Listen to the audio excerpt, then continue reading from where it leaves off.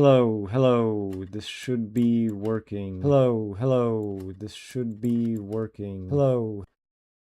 All right, good. Okay, so we got that up. Sorry about that, guys.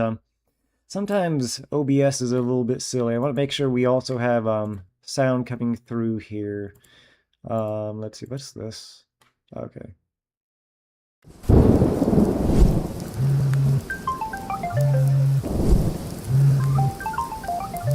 Yeah. Yeah. Okay. So then, Yeah. okay.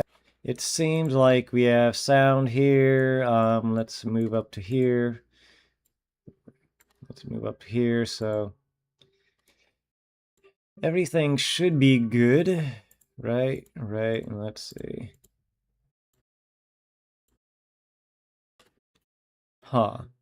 Let's move up to here. Yep. Okay, so all should be good and ready, steady spaghetti. And oh my gosh, now we have mowers right outside, and the dogs are barking. Very nice. I'm gonna close my door all the way real quick. My roommate's dog do be liking to bark. Let's see. Wait. I wanted to check on my own. There we go. Let's go here. Setting up my cell phone real quick. How's everyone doing today? If indeed there is anyone at all. Hopefully there is, but if not, that's fine too. Let's see. Alrighty. Go to live. Alright. Well, gonna close the door. Really quick.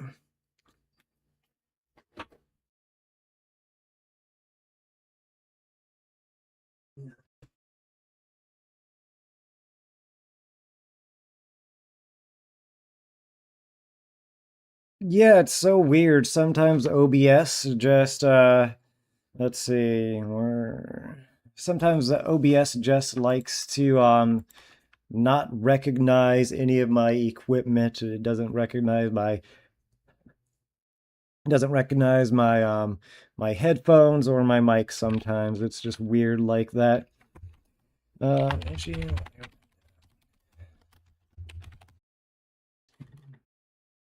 yeah, just putting it up here so everyone knows.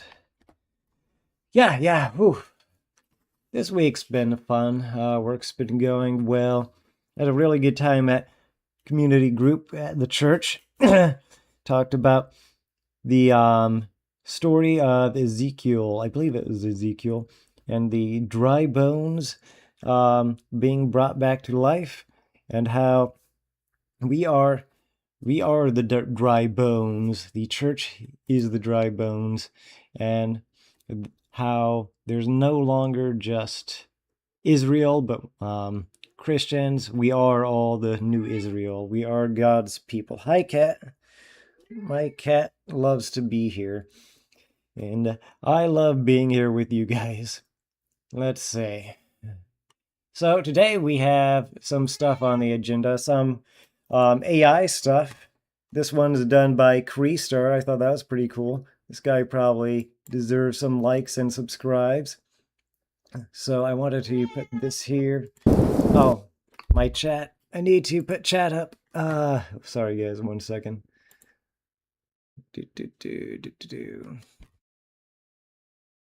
Yeah, it's just a matter of getting this right.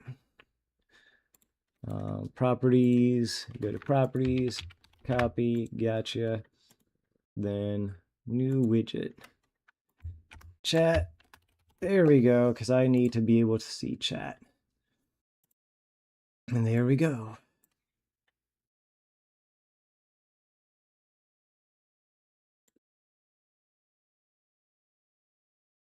Okay, that's that. Okay, ta-da! All right. Oh, and I guess I need to put the window capture as visible. Let's see. Here we go. There we go, all up and running. Let's take a look at the challenge. HDR, photosensitivity wording. Seal guy. Yeah? I'm tired of waiting. It's time to really test your combat skills. Okay, cool. All right then. Wait, let's yeah, normally I have my OBS on this side and what the heck's this? And my screen on this side. Where at?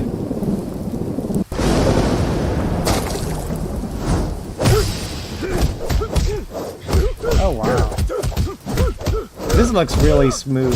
The thing is, you don't realize just how hard it is to make all of these animations as crisp and smooth as they are in these videos. Sometimes you just assume videos just happen, animations are simple, but to keep the style clean, to keep the animation clean, you have to know pretty much exactly what you're doing. This is some really good stuff so far.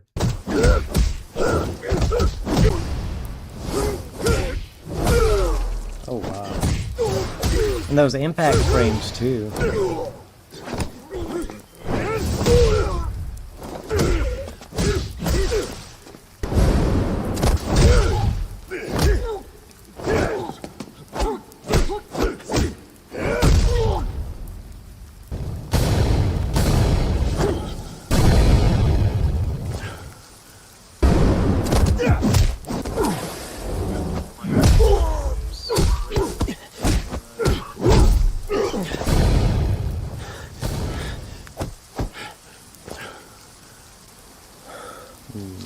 Oh wow. That is cool.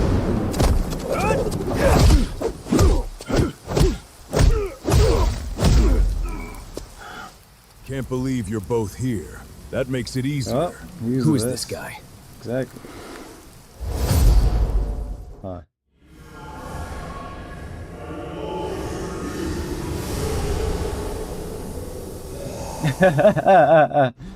Creastar. And let's zoom. You were sealed away. I have a new body. Epic refresh pull. Now then. How many times do I have to teach you this lesson, old? Oh wait, who's doing it?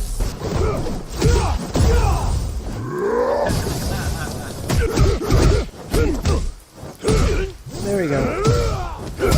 I was setting stuff up on the screen really quick. Oh wow. Yeah, and just all of this is really just crisp and nice and everything. I want to get into animating stuff like this. I hope to start soon, but not right now. No, this is really amazing stuff. To keep that consistent lighting effect around the one character, the fox character.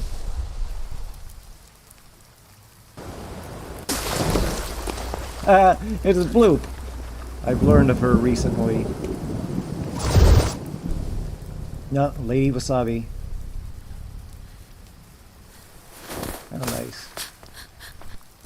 I think that rough graphics around her hat was pretty cool. This looked like a rough sketch comic type thing. Need some help? Oh, please. Huh? I feel like those voice lines came from the wrong people. It probably should have been switched around.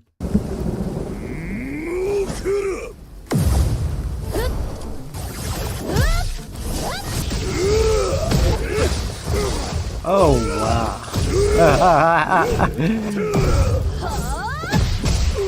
That looks so good.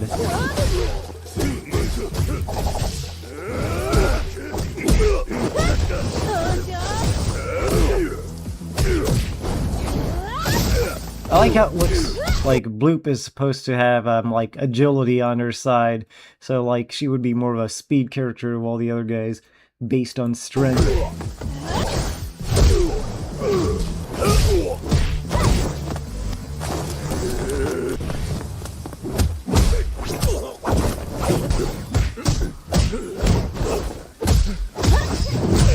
What? I feel like that... See, and that's some stuff that's hard to do. I feel like she probably wasn't supposed to kick her ally. So it can be a bit more clean and crisp. Unless they wanted her to kick her ally, I don't know. There's definitely room for improvement.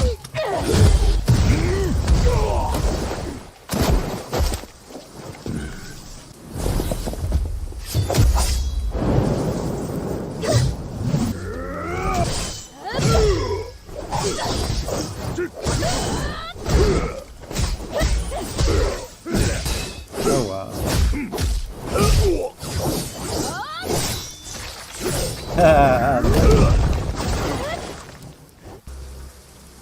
What?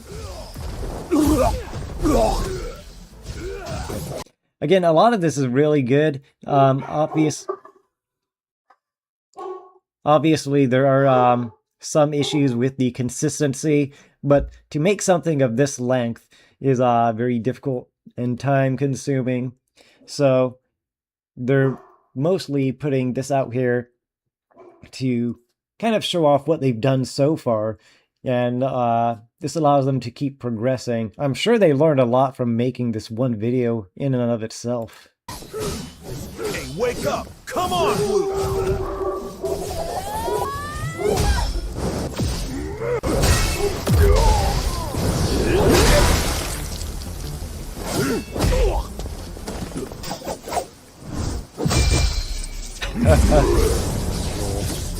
Loop around the neck.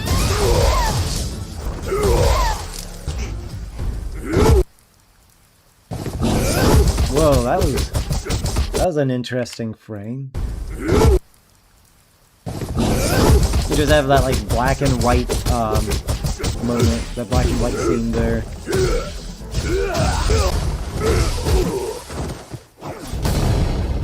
His body got turned over. What?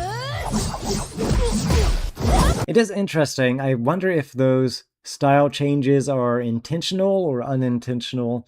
It seems like there has to be some intentionality there because it just changes drastically.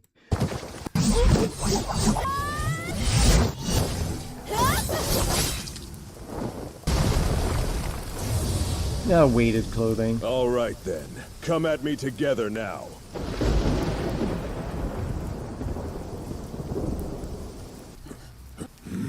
Let's do it!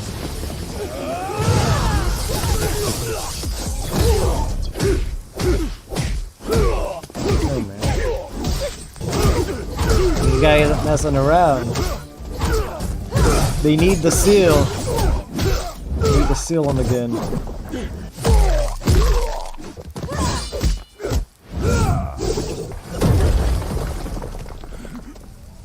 He is getting beat up though.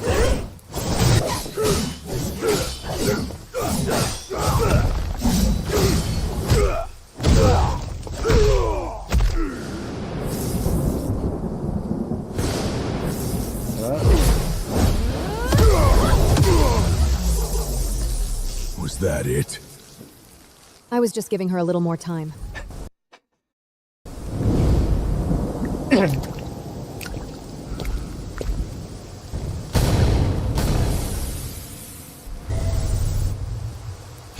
Quick, use the red veil.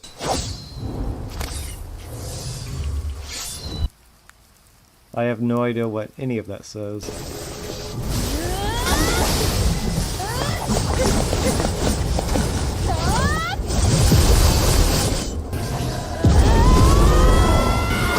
Oh wow.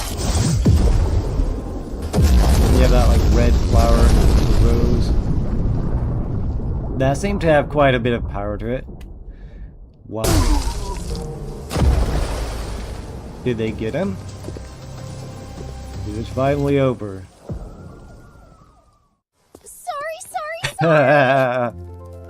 What? Huh? They're all chibi now. Huh? He just gets like this sometimes. He's dead, you know? Oh, right, sure. What's happening? Should we stop her? I don't know anymore. Oh no, that's funny. That's crazy. You wouldn't be able to get stuff like this even like a year ago. Just the way things have progressed so rapidly with AI and animation. It's absolutely insane. And also like this almost more 3D style of it too. I mean, it's very clearly 2D, but you also have like aspects of 3D in there. Especially when you contrast it to the powder versus the leaflet fight. This definitely looks a bit more 3D than that. But the consistency and stylization is amazing. Just all the stuff you'd have to go through to get this. Stuff's really good. I wonder if this guy has any more stuff. Oh yeah, he seems to have quite a few fight scenes. Oh, and it looks like this is the past one. Well, that's really cool. Let's see. I wonder if I have other AI things to watch. And if anyone else has any videos to suggest or watch, then it would be highly appreciated. Oh, we have this. Phase 1. Get notified. Billion is lost.com. Billion is coming back, or so it seems. Seems like the end of Phase 1. I am super excited about that. Apparently sometime Monday should be when Phase 2 comes out. I have no idea when this is, but I am super excited for this because everyone has been wondering, where is the hype queen? Nah, she was always just great. Let's see. What's this? Code Pink co-founder Medea Benjamin confirms Treasury Department inquiry into her group's Cuba convoy.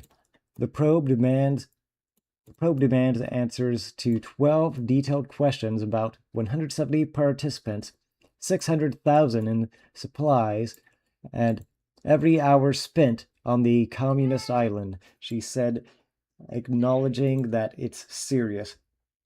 Oh, wow.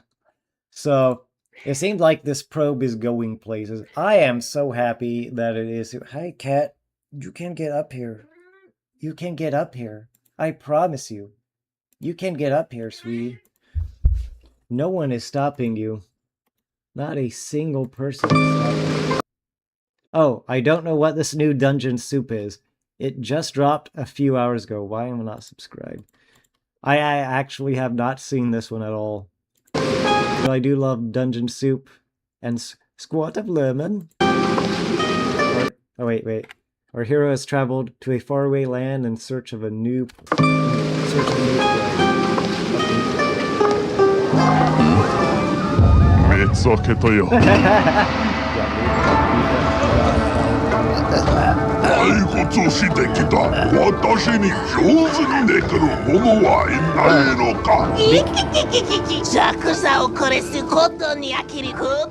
Be careful what you ask for.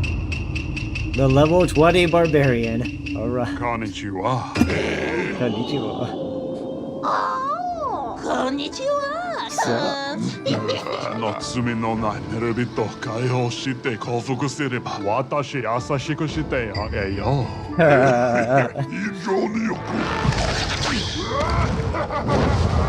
Oh no. I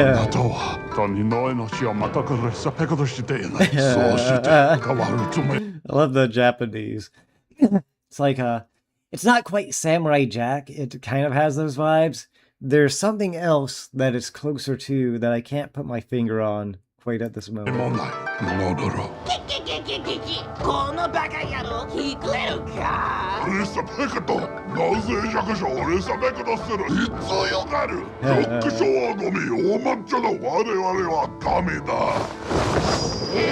Oh, I do want to. I forgot. I keep forgetting to post this in my X account. Let's see. Because I am stupid. Let's go here.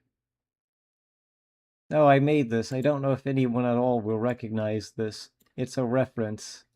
I'm gonna try not to be ADHD. Streaming now. Let's see. That's intentional misspelling there, guys. I really need to set up. I really need to set up Rumble as well. Let's see. Where do I go for this? Oh, you know what? Let's see. I bet you I go here. I bet you I go here. And I do some sharing. Where's the sharing? I'd like to share this, please. Thank you.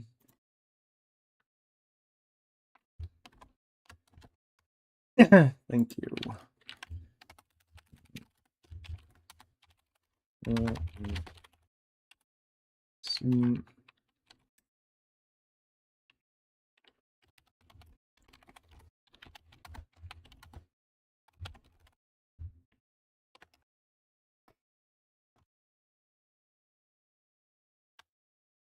There we go. Loop. Look, I know nobody will recognize this. I know nobody will recognize this, but I'm so happy about this. It's Vidal and Nero. What exactly are you doing?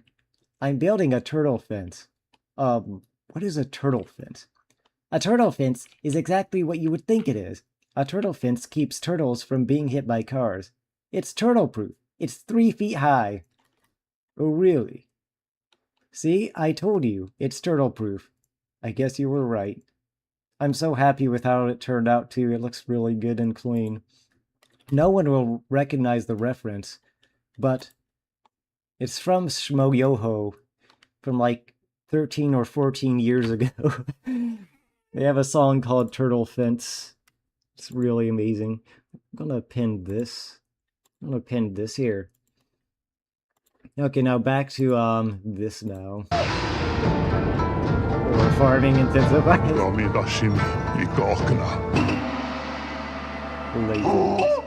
Wait, what did the captain say? Like, how durable are they? That's always the question. Oh my gosh.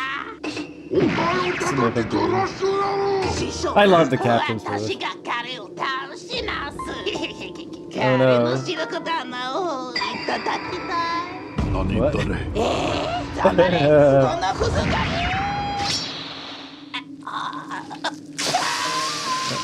No, wait, is that not him? Oh, it's his partner, dude. Wait, what? Wait, how did he kill him? I thought you couldn't kill. Is he just not allowed to kill humans? Because I thought he couldn't kill anyone. Oh, that's funny.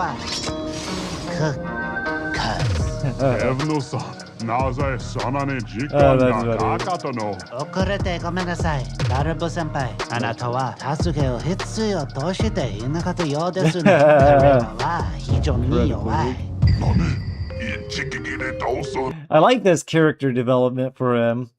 This is so good. You know, and the funny thing is, he didn't even really start out that weak, just like kind of pathetic in his character. But now he is growing and I guess becoming a samurai instead of a knight.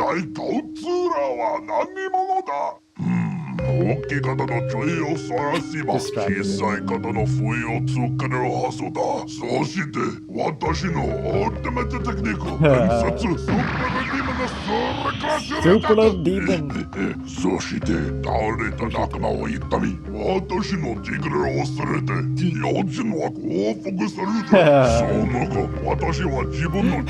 Okay. I see what they're doing. And it's funny, this is not typical the normal dungeon soup. My brain's not braining.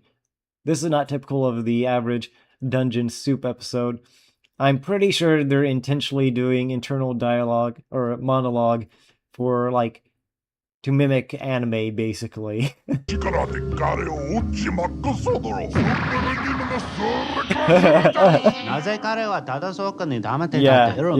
exactly.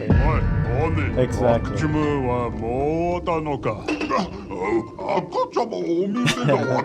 He was daydreaming.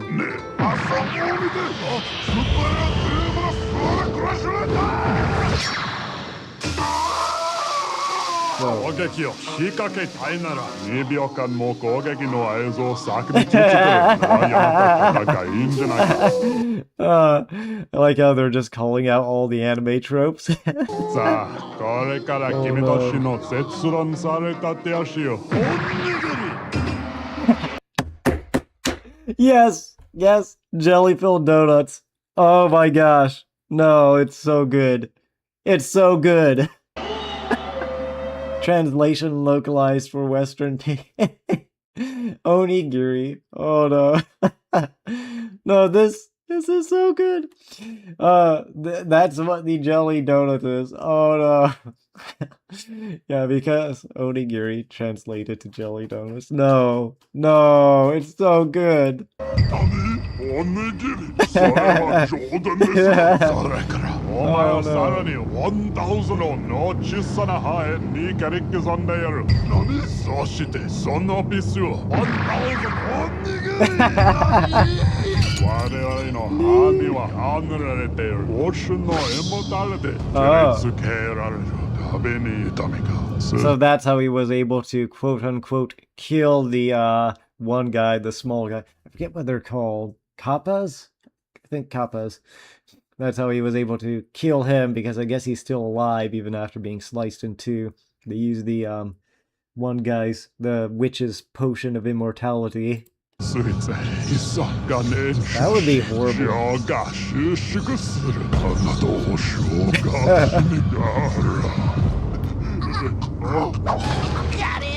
Yeah. Oh, that would be horrible, man. 早く考えないと彼らは私に発をするようになる。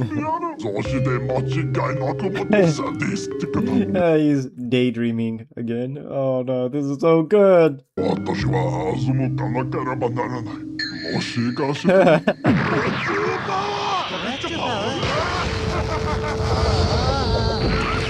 That's like Jake the dog. Come. Yes, yes, yes, yes.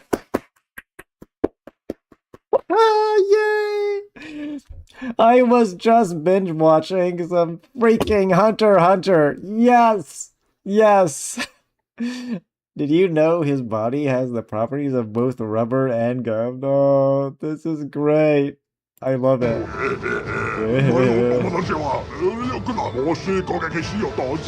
You could literally just go for the face.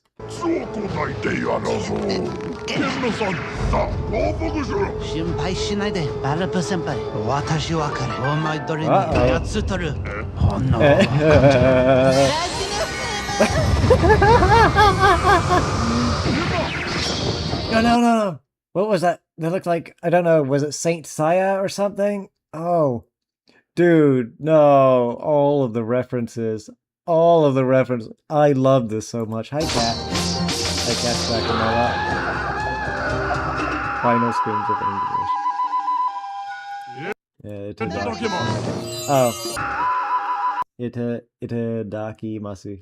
Itadakimasu. I think that means thank you. Like, thank you for this meal. Or maybe it just means lunchtime. Look at those jelly donuts. He has long flowing hair.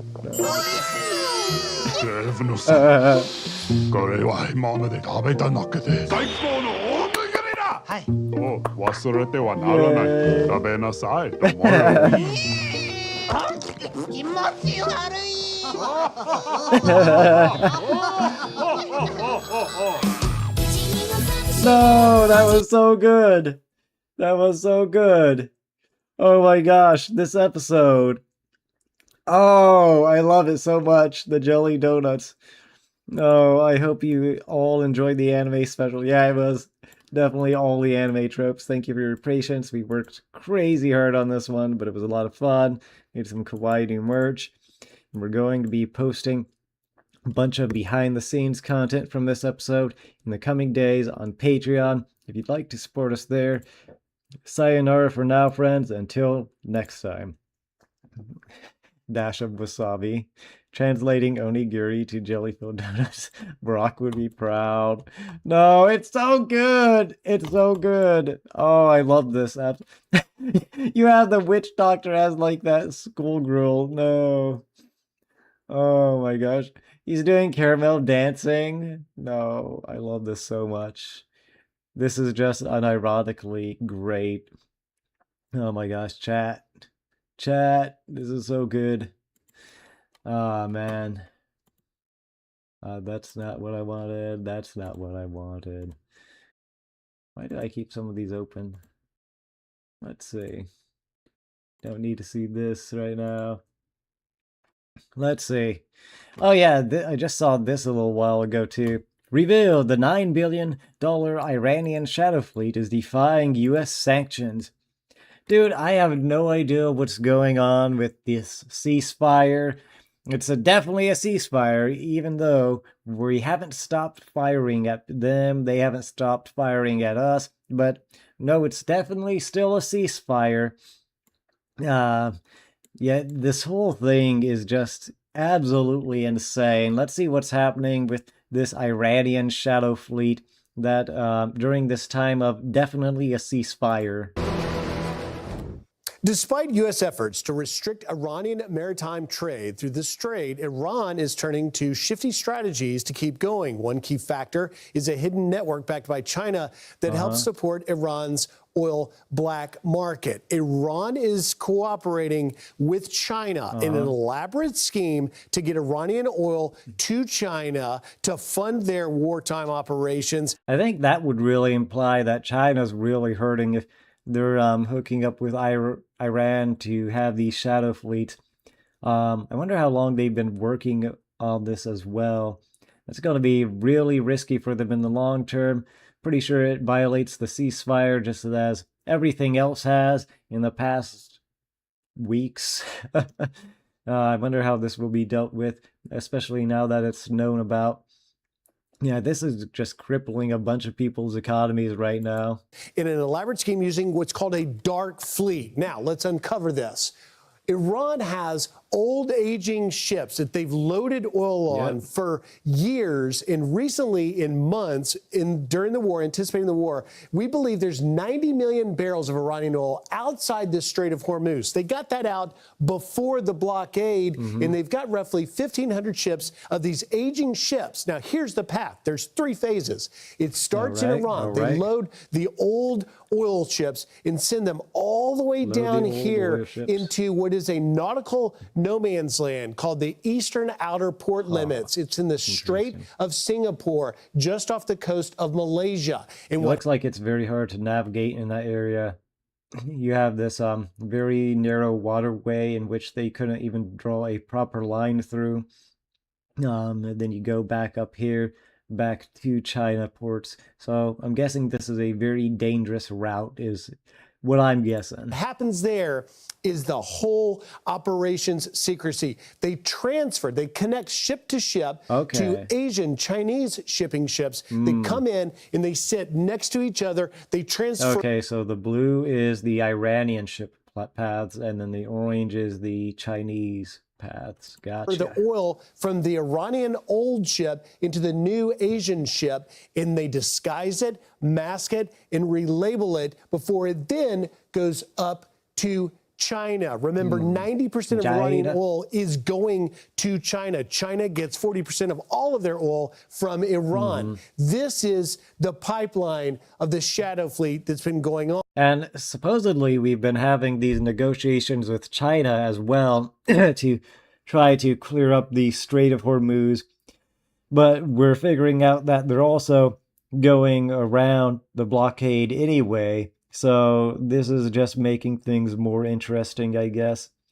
Very curious as to how all of this will be dealt with. Again, this blockade, these ceasefires and attempted peace treaties, they don't seem real at all. I'm almost positive it's just going on mostly because of the midterms right now. When the midterms are over, the thing is, I'll be honest, I don't know how long they will last, because each state has midterms at a different time and day, different month. So, and I know even Florida, man, we have ours, I want to say August or sometime like that. I knew it for a while. I need to look it up, but ours is really late in the year, just like 2 or 3 months before the actual election. I have to let my cat out. She's being silly. 1 second.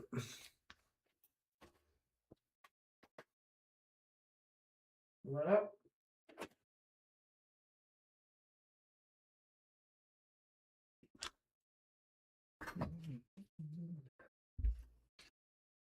Man, my roommate has dogs that like to bark at absolutely nothing, so I have to keep the door closed. But then my cat keeps wanting to go in and out, but then she wants to go in, and then she wants to go out. So she doesn't know if she wants the door open to go in or out, and it's a back and forth. Anyway, back to the video. When they did the ship-to-ship, before they put them on there, they used disabling trackers to get the ships into this secret nautical no man's land. They paint over identity numbers of the ships so they can't be identified, and they change the flags from which the ships are coming from. And what happens when the ship happens, once it leaves the strait and heads to China, it's relabeled as being from a questionable Malaysian source, and it's not tracked, and it's all done illegally, despite U.S. sanctions specifically on this oil. Let's bring in now Fox Business's Lauren Simonetti, who has been on the tip of the spear of bringing us all of the important information. That should all pretty much be expected to. I wonder how long it took for them to actually set this up and finally get this in motion.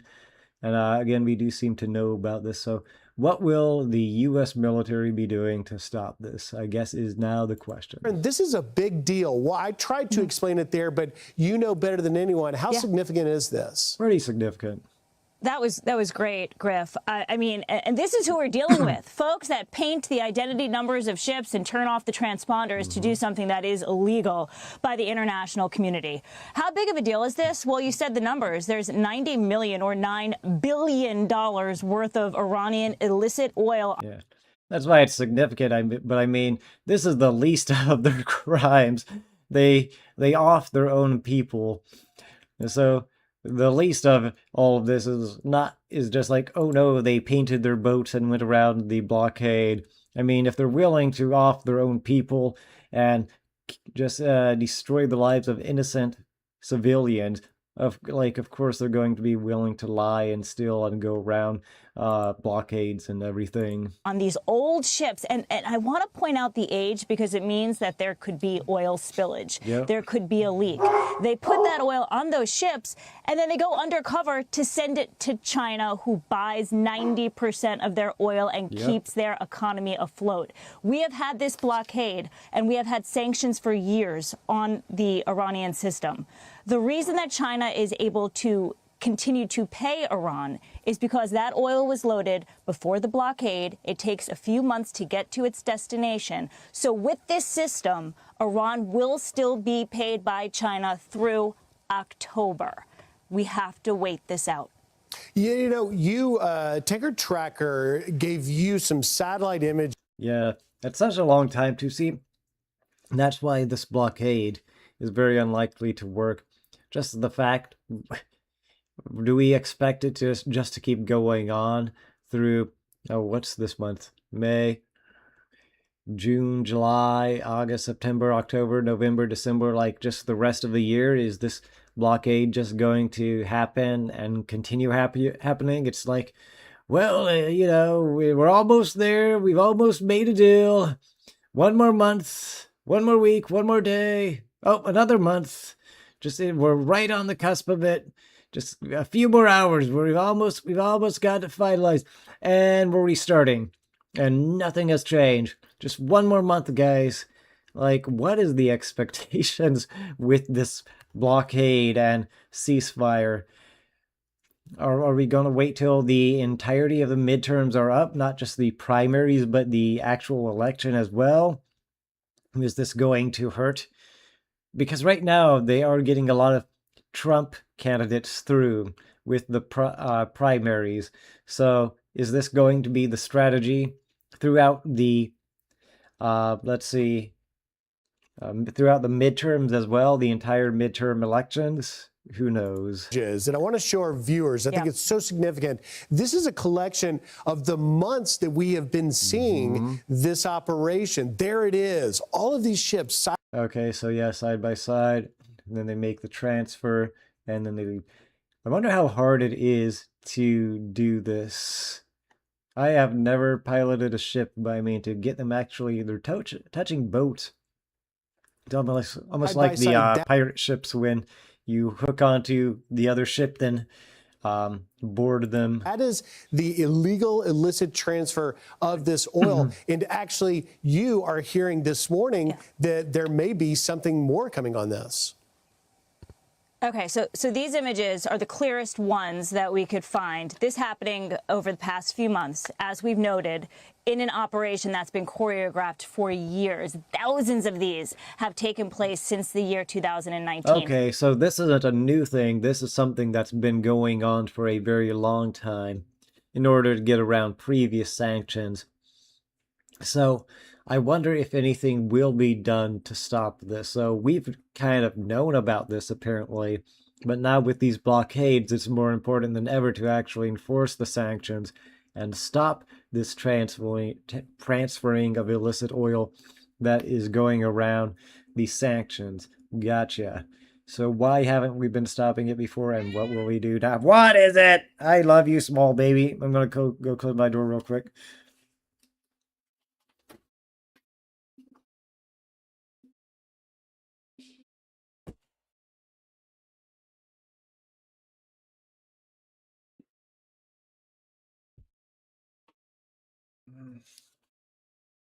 Again, up, down, up, down. My guy needs to fix himself. There we go. If you look at the green ships in some of those photos, typically a green ship, as it appears on the satellite image, is the feeder ship. Right now, this morning, there is a stationary feeder that loaded just off of Karg Island in Iran. That's their main export terminal. And that feeder ship stays there. It keeps loading, and the red ships come up to it, hook up. They take the oil from the feeder ship, and they send it when they can through the Strait of Hormuz and down through... Okay, so both of these are Iranian ships, to my knowledge. Then they take it through the Strait of Hormuz, and then they eventually meet up with the Chinese ships. So both of these Iran, then they take it down to... I forget where they mentioned. Through that intricate pathway to the eastern outer ports limits and eventually to China. This rinse, wash, repeat. This is Malaysia. Yeah, they go to Malaysia.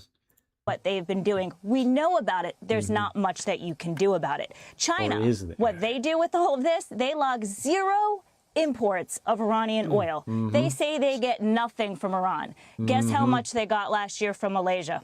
Well, I should say in the first 4 months of this year. 126 million barrels of oil. Wow, that's unbelievable. And so they conceal it all. To your point about not being able to do anything, we are seeing the administration take action. Late Thursday afternoon, the Treasury Department put out a list of sanctions that were specifically targeting this shadow fleet, this dark fleet. But the reality is, as we're laying out, once they get this scheme into the little nautical no man's land that we're showing, there really isn't much it seems we can do.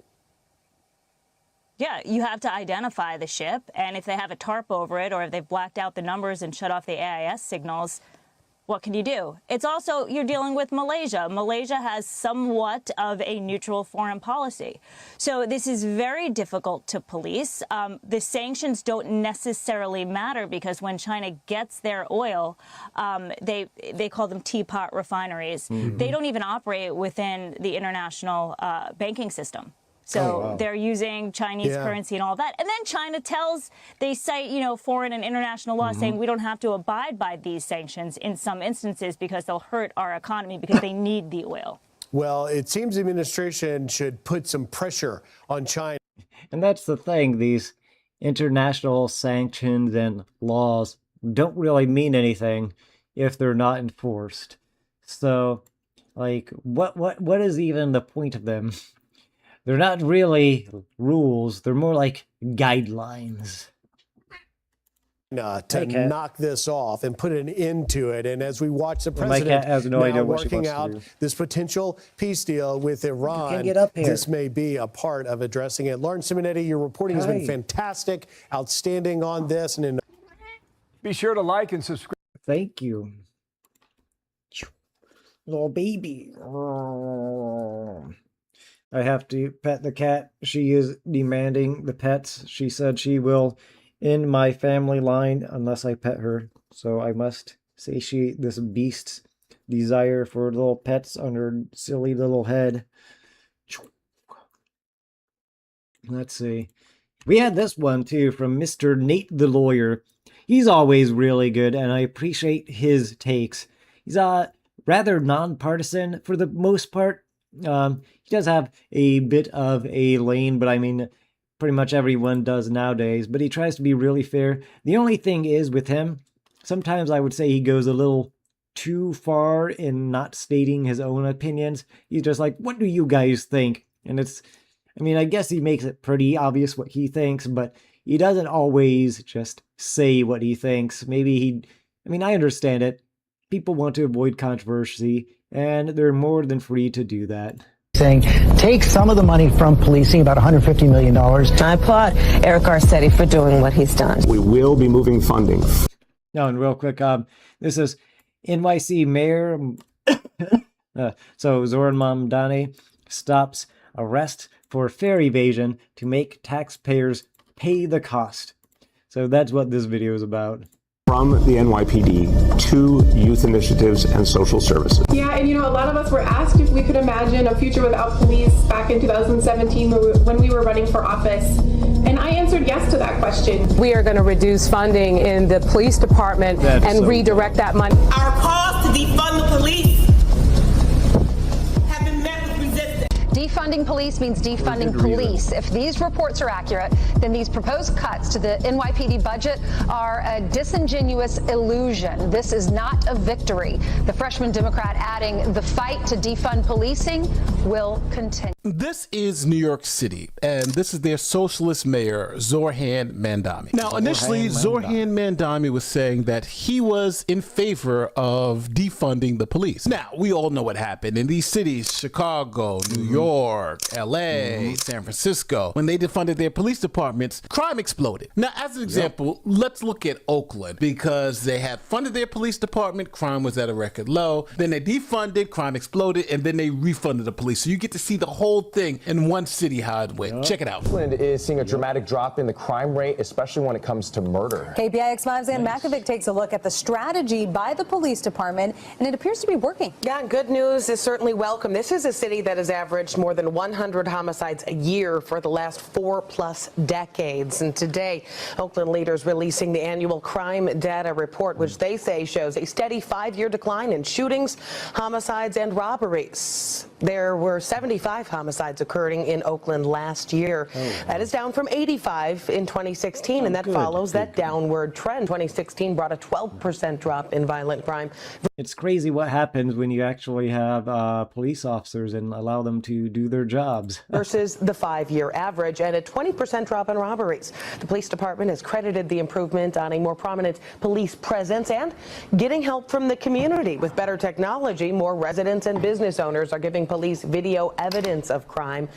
Churches, youth groups, and nonprofits have also been stepping up their work in prevention. Now, after those wonderful numbers, woke politicians in Oakland and in San Francisco decided to defund the police. Oakland tonight, defunding the police has become a reality. Hours ago, the council voted to take more than $18 million away from the police department to invest in violence prevention programs. So then a couple of years later, I'm certain there will be no negative consequences from this. now you're back up to record amounts of crime. Let's get right over to KPIX5's Ann Makovic, who's live at the news desk on Oakland's increase in violent crime. Yeah, those numbers just released this morning show a reverse of years of falling violence in Oakland. So this is a new disturbing trend. Let's take a look at some of those numbers. There were 6,351 violent crimes recorded in Oakland last year. Oh my gosh. The highest number in the last 5 years and a 7% increase over 2018. Homicides, aggravated assaults, and robberies were all up. Like, how is it so difficult for them to understand that when you don't have police officers, when you don't enforce your laws, you know, which police officers are required in order to actually enforce these laws, that crime will go up? It's just common sense. It shouldn't be that difficult to understand.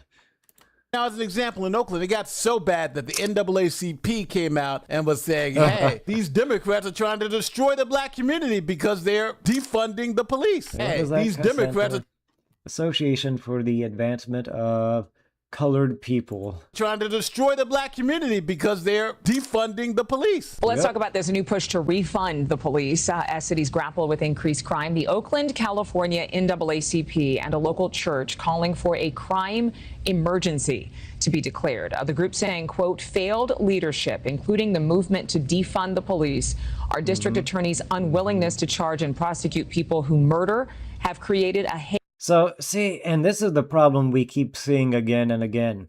They're not willing to charge or prosecute people who commit murder. Like, you can't see that's a problem? These judges need to lose their license, especially if they commit more felonies, if they continue being violent, if they continue doing crimes, because they decided they wanted to give them another chance.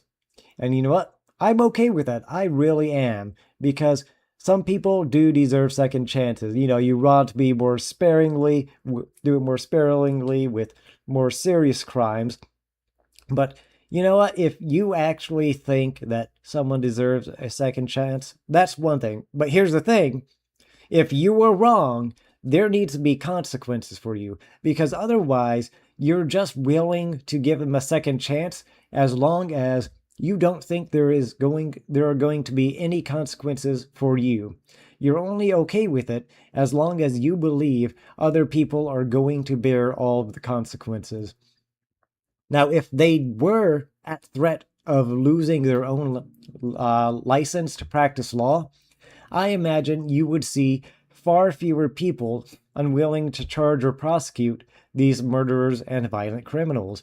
Because if their livelihood was on the line, then they would probably take it much more seriously. But as it stands right now, these judges have nothing to lose, unless perhaps it happens to them, which hopefully, you know, nothing happens to them or anyone else. But the judges need to have accountability, and the only way to do that is if there are consequences tied to their decisions.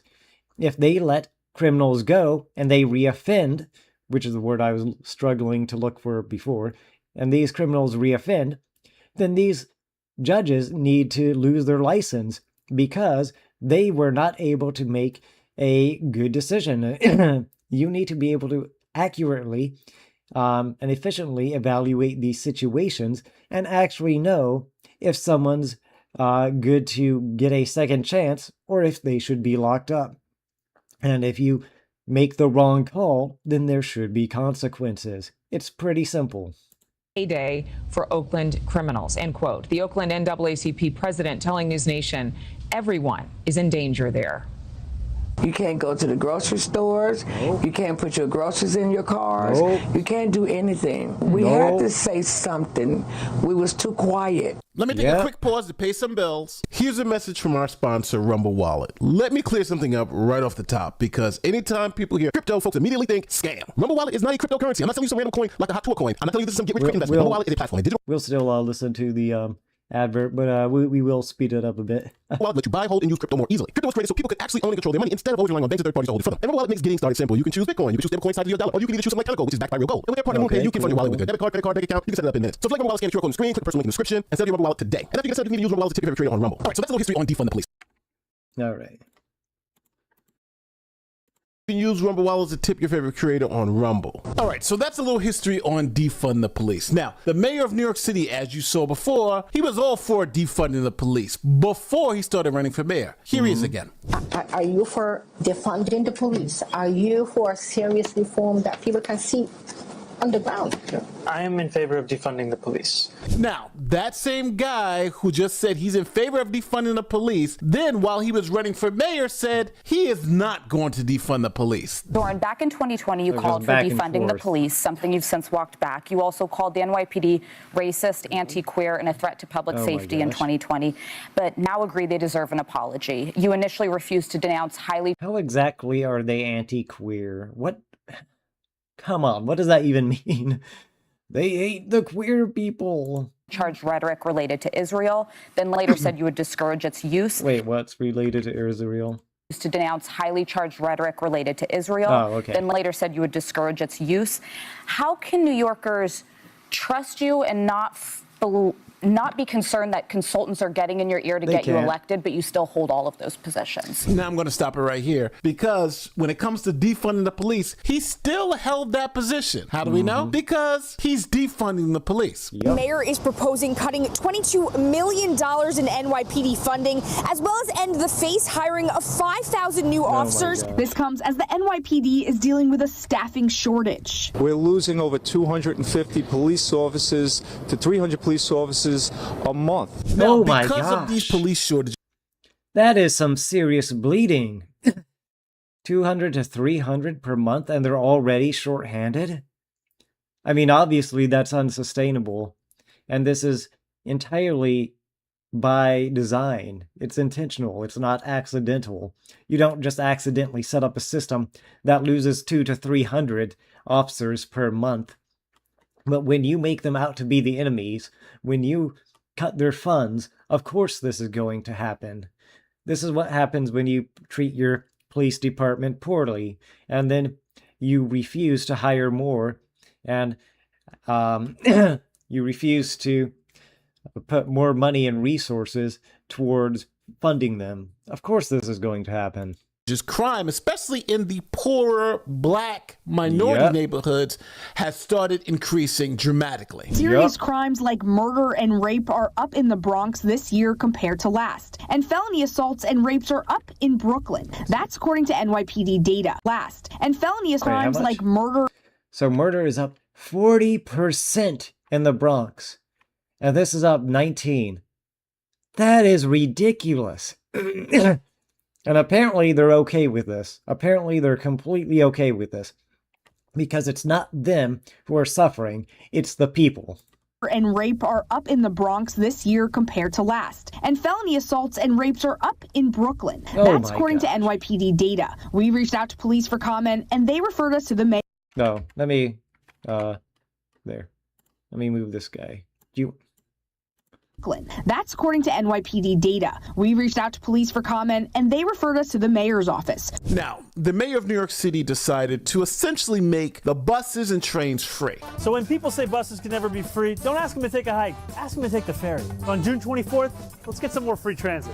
I'll make buses fast and free, so I can just get where I'm going. So Mandami wins the election. So how did he make buses and trains free? He didn't pass a law. He didn't make a budget proposal. He just told the NYPD, you can't arrest people who are trying to use the subway. So even if someone doesn't pay to get in a subway or doesn't pay to get in a bus, you're not arrested. Are you serious?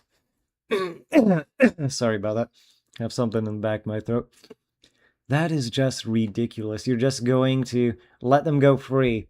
Oh, you didn't really do any harm, so just, go away. Just asked to leave the bus or leave the subway, and most people just go to the next subway station or wait for another bus before they get on. This woman crawls right underneath. With Inside Edition, you didn't pay your fare, right?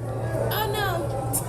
And those plastic door gates? We watched as these fare evaders outsmarted the gates. Their trick? The first guy pays the fare while the two behind slide past before the gates close. You guys pay the fare? No. But at least they got kicked out by cops. So as you see, cops caught people literally breaking the law, but since they can't arrest them, they just escorted them outside. See, and then these this is the reason why the crime statistics are heavily manipulated. I have a bit of a hunch that none of these crimes are reported at all. So these are crimes that are happening in plain sight that are never reported because, according to them, it's not important enough to report these crimes. It's not important enough to do anything about. And again, it's no coincidence that this is being done by a communist mayor. Now, I know what people will say, like, no, he's not a communist. He's a socialist. Let me pause real quick just to show you something. Let's see. I have notes. That one's that. Where is my notes? It's over here. Let's see. Let's see. Oh, okay. Yeah. There's my notes.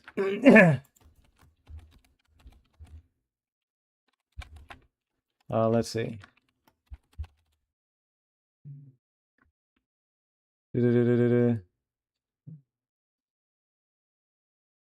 Oh, here we are. Wait. Okay. My OBS came up somewhere else. Okay, here we are. Sorry. Communist society passes through two phases of development. The lower phase, known as socialism, and the higher phase, known as communism. In the first stage, communist society cannot as yet be free from the traditions and traces of capitalism, from whose womb it has emerged. Only the further development of socialism, on the basis which it has itself created, can lead to the second and higher phase of communist society. Consequently, socialism and communism are two stages of maturity of the new communist society. This is by Karl Marx. This is his belief. Anybody who says they are a socialist, they are indeed communist. Socialism is the first stage of communism. Do not be tricked. Daily reminder, if anyone claims to be a socialist, they are really just saying they support the first stage of communism. And in fact, being a socialist is worse than being a communist. Let me explain. Communist is ideally, and this is according to their ideology, so I'm explaining it according to how they have explained it. Communism is supposed to be this utopian aftermath that follows socialism. So communism is kind of the utopia phase that follows the messy, dirty socialist phase. So by advocating for socialism, they're actually advocating for the lesser or worser part of communism, according to their own ideology. So either they don't support the utopian vision that is supposed to be communism and only support the lesser ideal, which is dirty and messy, that ideology, or, and here's the thing, they're lying. They're just lying, and they want socialism because they believe it will lead to communism. Those are the two things. So either they support the lesser of the two, or they're lying and they want communism. There's no real in-between there. Socialists are communist. That, or they're just dumb. There's no two ways about it. There really isn't. Back to what we were doing here. So yes, Zoran Mamdani is a communist. It's gotten to be such a joke to pay to use the subway that they have what's called the Fare Evasion Olympics, where people evade the fare in the most interesting ways and film it for YouTube. Danny Fisher even put on what he calls the Fare Evasion Olympics to show the ineffectiveness of the new plastic gates. See, now, to my knowledge, see, it says we are testing new subway fare gates. This station is part of a pilot to help identify the next generation of secure, accessible, modern fare gates that will improve customer experience in the subway. So, at least here, what they are doing is not criminal. They are trying to expose the weaknesses in these gates, but it's being recorded and noted upon so they can improve it. So they are supposed, it's kind of like moral hackers, people who hack certain security systems in order to improve upon it, right? So they're actually doing a service there. These guys are not breaking the law. They are helping design better systems, but none of this would be necessary if they would just enforce the law. It would be that simple. If they put criminals in prison, you wouldn't need all this. For New York City's very first Fair Evasion Olympics. In this event, these contestants scale the gates. It's like clearly not that much more effective than, whatever the other turnstiles were. This crew is taking fair evasion to the extreme. One by one, they all crawl beneath these gates on their stomachs. And to avoid paying, this guy... Now, it's... I don't know if all of these are a part of the Olympics and done in that station. I'm not saying that it is, but at very least, some of it, and it appears that the Fair Evasion Olympics thing was done for monitoring purposes.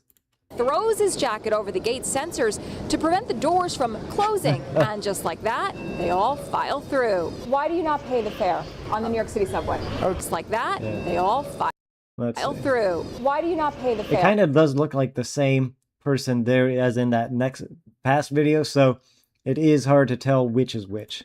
On the New York City subway. Okay, so sometimes I don't pay the fare because they're upping the price on the fare. Right now it's up to $3, but there's a lot of bad things that's happening on the train, like as far as the service, the times when the train comes, there's a lot of homeless people on the trains. Because they don't enforce the law. Getting hurt. To top it off, he grabbed a pink scooter, slid right underneath, and off he goes. Now, this is where you got to follow me. So, because they are not enforcing fare evasion, the city is losing about $1 billion in fares. Commuters not paying their fare is a growing problem across the country, but nowhere is it worse than here in New York. It's estimated almost half of all riders don't pay, resulting in $1 billion in lost revenue. So we got a problem, right? We got half the people who take the subway don't pay the fare, to the tune of $1 billion of lost revenue. That is you could put police down there to stop the fare evaders, but the city said no. What we're going to do, we're going to tax the people who actually pay taxes, who actually do the right thing, and we're going to call it congestion pricing. And we're going to take that $1 billion and give it to the subway system so we can allow people to just evade the fare if they want. A new toll for drivers heading south of 60th Street in Manhattan. As MTA officials were pressed by the city council on congestion pricing.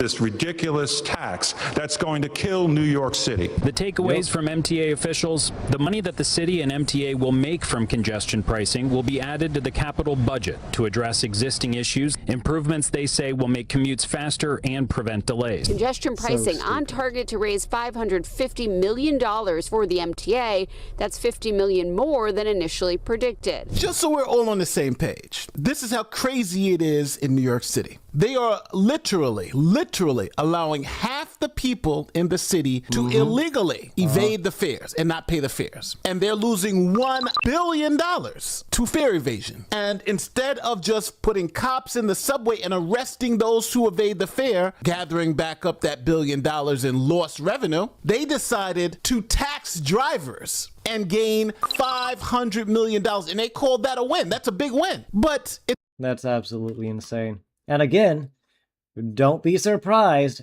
This is all a part of communism. Let's go back to our communist regime takes. Let's see. There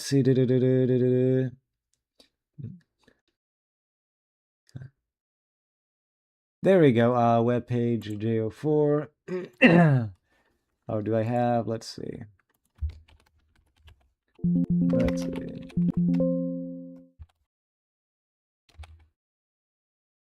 Let's see. I should have marked down certain words.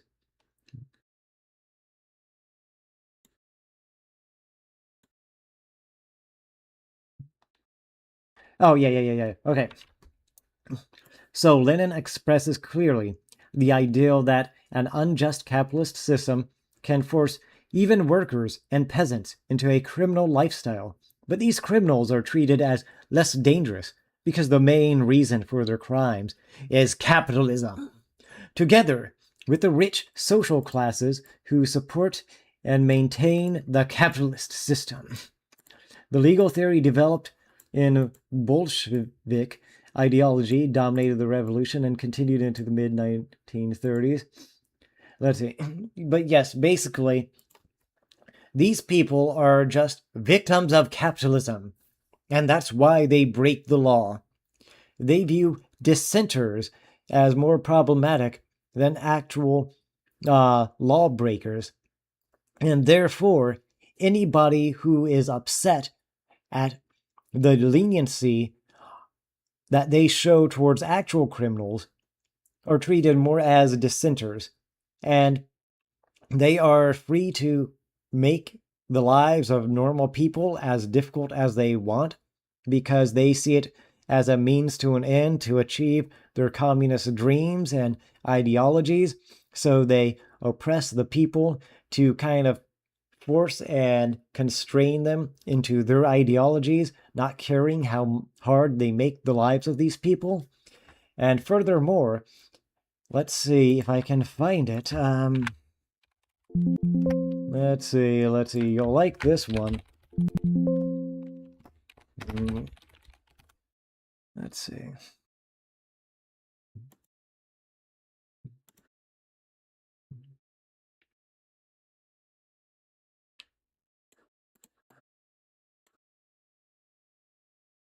Let's see, where is it?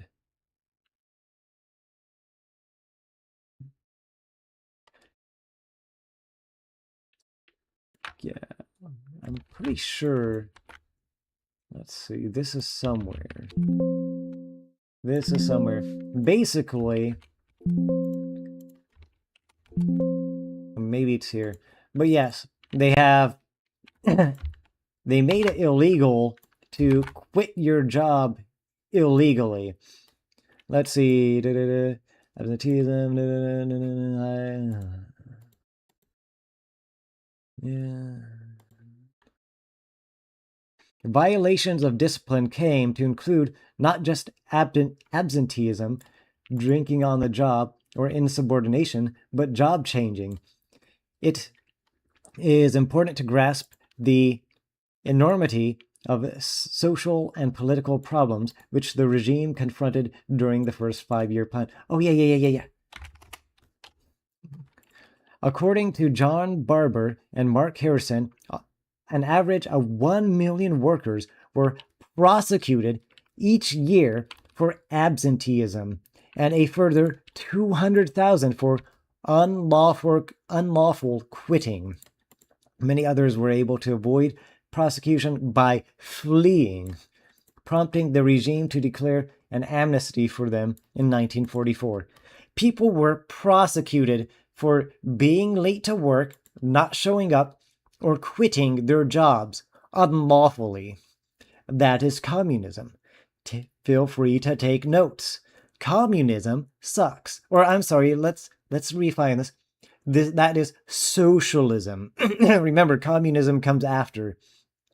But socialism is a part of communism. So this is during the first phase. This is a messy socialism. This is what socialism approves of and pushes for. So they can force these barbaric rules and laws on you, and you are seen as an enemy if you are not working hard enough, if you are late to work too many times, if you are unlawfully quitting your jobs. But the people who steal and commit actual crimes are seen as victims of capitalism. It is no mistake that when they are lenient on criminals and harsh on law-abiding citizens, that this is the reason why a push for socialism that leads to communism. Because in their minds, the means to an end doesn't matter. Whatever they do, as long as they think it leads to socialism and later communism, everything is justifiable in their minds. It's not a mistake. It is intentional. It is by design. It's not a big win if you're actually someone who follows the law. If you pay your fare on the subway, if you pay the tolls when you drive, you are being penalized. They raised your taxes to allow other people to rob, cheat, and steal. And it's so beautiful the way the mayor of New York did this, because he was out there saying, I'm going to make the buses free, right? The buses are going to be free. Mandami has done it. He has made the buses free, because if he tells the cops, don't arrest people for evading the fare, then buses are free. And that's exactly what people are doing. They're not even paying the fare.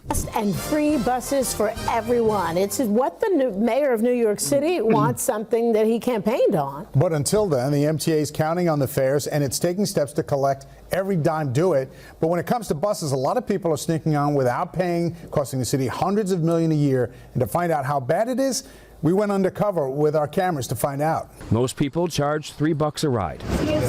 But after riding some packed buses for a couple of hours on the BX12 in the Bronx and the M15 in Manhattan, this is what we found. One person pays, while another walks right in without appearing to tap. One right after another. In some cases, entire groups of people file in without appearing to pay. Or they slide past while others are tapping. If we're paying, they should pay too. In many cases, we found more than half of the passengers boarding at a time didn't pay. It's not just those getting on in the back of the bus. We spotted lines of people ignoring the payment device at the front of the bus next to the driver as well. If somebody's not paying, it's not fair. So let's put it all together. First, defund the police department, just like the mayor did. And now you have no one to stop people from evading the fare. And this isn't stealing from the rich and giving it to the poor. It's stealing from the law-abiding citizens and giving it to the criminals. And essentially let fare evasion become legal. You can ride the bus for free, ride the train for free, even though you're supposed to pay. If the cops don't stop you, who really cares? Put a couple of security guards down there and let them open up the door for people. And then at the end, don't raise taxes on the rich. Raise taxes on the people who are driving into New York City. Those low-income people, those everyday people who are just going to work. Raise their taxes. You know why? Because they'll pay them and they'll stay. And we can exploit them as much as possible. So let me know how you feel about this story. Do you think the mayor of New York, who's essentially made buses and trains free because you can just walk on without paying, and they've taxed the drivers so they can pay for those people who don't want to pay the fares? Is this fair? This is what they call progressivism. And I think it's disgusting, and that's the reason why I don't live in New York anymore. But let me know how you feel in the comment section. Don't forget, like, subscribe, do all the great YouTube stuff. My name is Nate the Lawyer. I'm out. Peace. Yep. Okay, and he actually did say that he thinks it's disgusting. So sometimes he leaves it a little vague and open-ended. This time he did not. And that's why he doesn't live in New York anymore. But again, this is all by design. It's all very intentional. Excuse me. And they try to press, twist, and conform the society and individuals to force them into an artificial collectivism. Humanity and society exist in an interesting sort of duality where you have the individual and you have the collective. And you have to maintain a very careful balance between the individual and the collective. And what communism does is it tries to destroy the individual entirely to create this hive mind collectivism ideology where everyone thinks as one. And it doesn't take into consideration, or perhaps it does not care to consider, the individual. It will trample over the individual's rights in order to force this artificial, unnatural collective to a degree that goes far beyond what is actually capable or even should be promoted. And they will crush and destroy everyone's freedoms to try to force an artificial collective. But the thing is, once they do, the collective will then work. There will be a collective of workers, and then the elite will still exist. It will be the government, and the workers will serve the government, where the elite, the government, they will all prosper from workers, and the workers will work primarily just to sustain and uphold the elite, because in their minds they deserve it, because they run everything. and it is disgusting and sick, and it only pretends to actually support the whole society, the society as a whole, when really they create two societies, one of the poor, oppressed workers, and then they put themselves above everybody else and control their lives as the elite. It is entirely made up just to serve a few people. Let's see, there were other things too. I know Nate had some. Trying to go through my memory and remember all the things I wanted to show people. Now this was interesting as well. Tax. Because this one involves Trump suing his own admin and approving his own settlement for $1.8 billion. I like Trump. I think he's done a lot of things very well. But some things I think should be critiqued. Because when you don't critique your own party and you walk in lockstep, you become like the Democrats who don't disagree with anything that their side does. They don't critique it. And that is why they fell as far as they have, because they have this chokehold on the entire group where basically they have to support everything that any of the Democrats do, say, or think. They have to stay in line.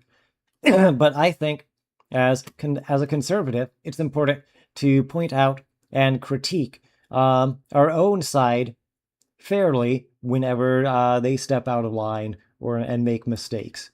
And I think this does a good job. Again, I think Nate the lawyer does a pretty good job at staying in the middle, unbiased, pretty neutral, independent. Tax season is here, and President Trump is seeking a massive payback from the federal government. The president is suing the IRS and the Treasury Department for $10 billion. And I have to work out some kind of a settlement. I'm supposed to work out a settlement with myself. Washington. President Donald Trump and the Justice Department have reached a settlement on the president's $10 billion lawsuit. This is the most flagrantly, staggeringly, obscenely corrupt thing that Trump has ever done in office. I have in my hand what purports to be the settlement of Trump's claims against the IRS for the disclosure of his tax agreements. That is a lie. That is a fraud on the American people. All right, so you know me, I like to look at the facts and try to ignore the narratives about any particular case, and this one is no different. Yeah. And I think Legal Eagle does an absolutely abysmal job of covering these things. I think he used to be good, but the more political he gets, the worse he gets, and it's completely unhinged bias. That's why I watch Nate the Lawyer instead of Legal Eagle. He has gone completely off the rails, Legal Eagle has, in my humble opinion. This video is sponsored by Venice AI. Now, let's be real. Every major AI company says, don't worry, we're not selling your data.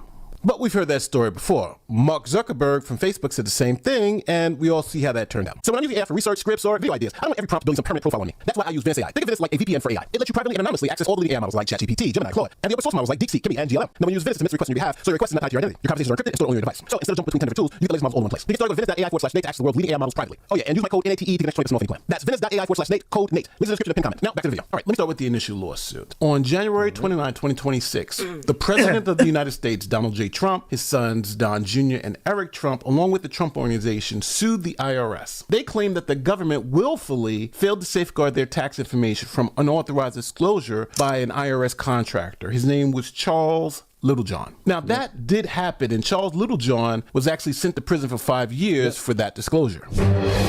We're following breaking news. The former IRS contractor who leaked former President Trump's tax records has just been sentenced to 5 years in prison. 38-year-old. And again, I think all this is it's fair for Donald Trump to be mad about this, and they clearly acted wrongly. You can see the person even went to prison for doing this. So, but the thing is, that was all the way back in 2020. Charles Littlejohn pleaded guilty in October. That's him on the right alongside his lawyer. Littlejohn also leaked the tax returns of Jeff Bezos and Elon Musk. So as you see, Littlejohn, the leaker, was sentenced in 2024, but the actual leak occurred in 2020. And it was leaked to the New York Times, who put out a whole press release about Donald Trump's taxes. Now, this disclosure was a clear violation of 26 U.S.C. Section 7431, civil damages for unauthorized inspection and disclosure of returns and return information. Now, the statute authorizes the greater of $1,000 for each unauthorized inspection or disclosure, or actual damages sustained by the plaintiff as a result of the disclosure. And the statute of limitations to bring this action, as it says here in the law in Section D, is within 2 years after the date of discovery by the plaintiff of the unauthorized inspection or disclosure. Donald Trump's tax returns were illegally released back in 2020. The New York Times... See, so the thing is, the question is, why didn't he file the complaints back then? Or maybe let's see, when was it done? And Trump's tax returns were illegally released back in 2020. Okay, I'm not sure he says the month, because it would have been shortly after January, but it seems that he would have had more time to do it back then. However, I do also remember all of the lawsuits that hit him pretty much right after Joe Biden became president. So perhaps some of it has to do with that. But if you look at the time frame, I do think that would have been a more appropriate time, even though, and again, he was getting hit with all those other lawsuits and prosecutions and whatnot, etc., etc. New York Times and other newspapers did articles and videos about that release. And the law itself says after the plaintiff, in this case Donald Trump, discovers the unauthorized disclosure, he has 2 years to sue from the time of the discovery. So since it was published all over the world back in 2020, 2 years after that would be 2022. And then after 2022, Donald Trump would not be able to sue based on this disclosure because the statute of limitations would have run out. Though I do wonder if he would get another chance after 2024, because that's when the one guy was actually prosecuted and put in prison.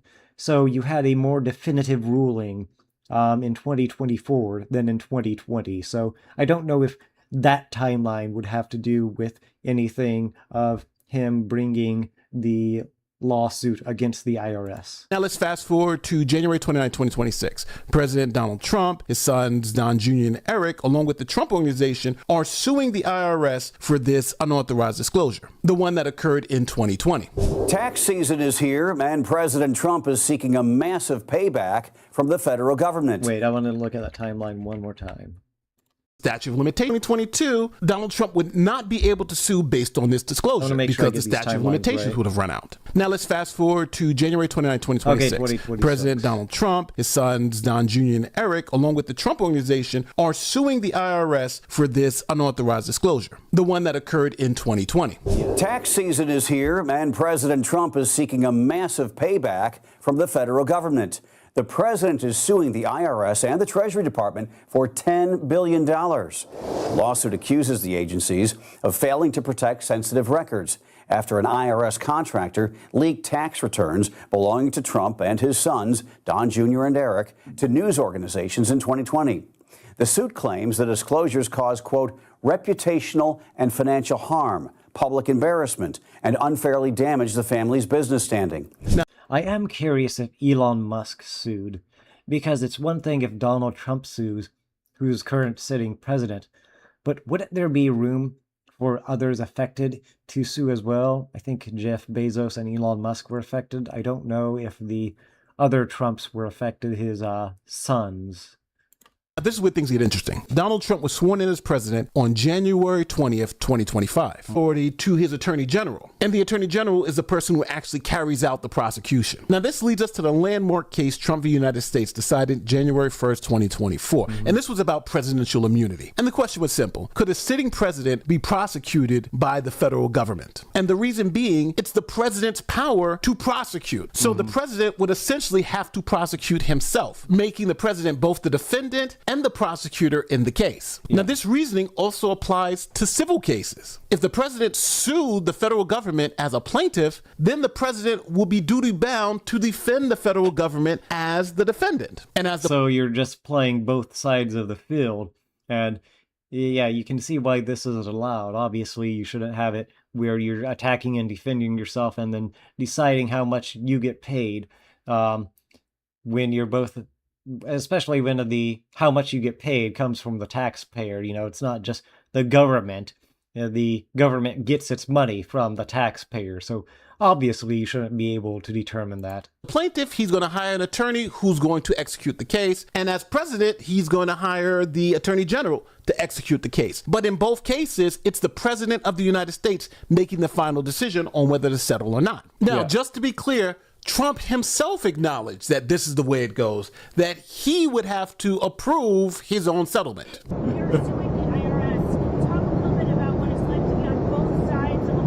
Very interesting. I have another one where, I've virtually won the Mar-a-Lago break-in suit. And, I have to work out some kind of a settlement. I'm supposed to work out a settlement with myself. Because, when the FBI broke in, we sued. Before I was president, I sued. And obviously it was a very good suit. And I have that one, and I have to work out a settlement. An American president has never sued his own administration, something the president acknowledged last fall. It's interesting because I'm the one that makes the decision, right? And, that decision would have to go across my desk. So in President Trump's lawsuit against the Internal Revenue Service, President Donald J. Trump, as it says here in the caption, is both the plaintiff and since he's in charge of the Internal Revenue Service, they report to him, he is also the defendant in the case. And we call that both sides of the V. Now, because President Trump is both the plaintiff and defendant in this case, the Constitution itself bars this particular lawsuit. Now, this is the U.S. Constitution. Which makes sense, because obviously you shouldn't be able to be both sides of the case. And even if it wasn't involving the government, then it will be what, you paying you? Though it does remind me of a man who threw a boomerang. I think it was in Australia. It might be someplace else. He threw a boomerang. The boomerang came back around and hit him. And then he sued himself, and the health insurance had to pay out or something like that. I never looked into the story to see if it was real. I think it was, but I don't know for sure. But it's a story I remember hearing, and it reminds me of that. But again, it was the health insurance company in the end that ended up paying up. Annotated, and it's found at constitution.congress.gov. So this is the official website for the U.S. Constitution if you have any questions. Now, Article 3 of the U.S. Constitution speaks to the powers of the Supreme Court and the federal judiciary. Now, Article 3, Section 2, Clause 1 requires that the case involve litigants who are generally adverse to each other. Now, if we apply that rule to the case we have at hand, President Donald J. Trump is the plaintiff and President Donald J. Trump is the defendant. So the Constitution bars the president from suing the federal government while he's president because they are not generally adverse to each other. He's suing himself. Now, let's go back to the case. After the lawsuit was filed, the first thing the judge said is, well, the president is suing the government. He's on both sides of the V. He's both the plaintiff and the defendant in this case. Now, this was so troubling, the court appointed some legal experts to do some research about whether the president could sue himself. And this is what they concluded. A sitting president seeks monetary damages from alleged harm to his personal interest from an executive agency he controls. That presents significant Article 3 subject matter jurisdiction concerns. The panel concluded that this was likely unconstitutional because the president couldn't be adverse to himself in a lawsuit. So now at this point, the lawsuit was filed, but the government had yet to respond to the lawsuit. I have to let my cat out. She's being silly.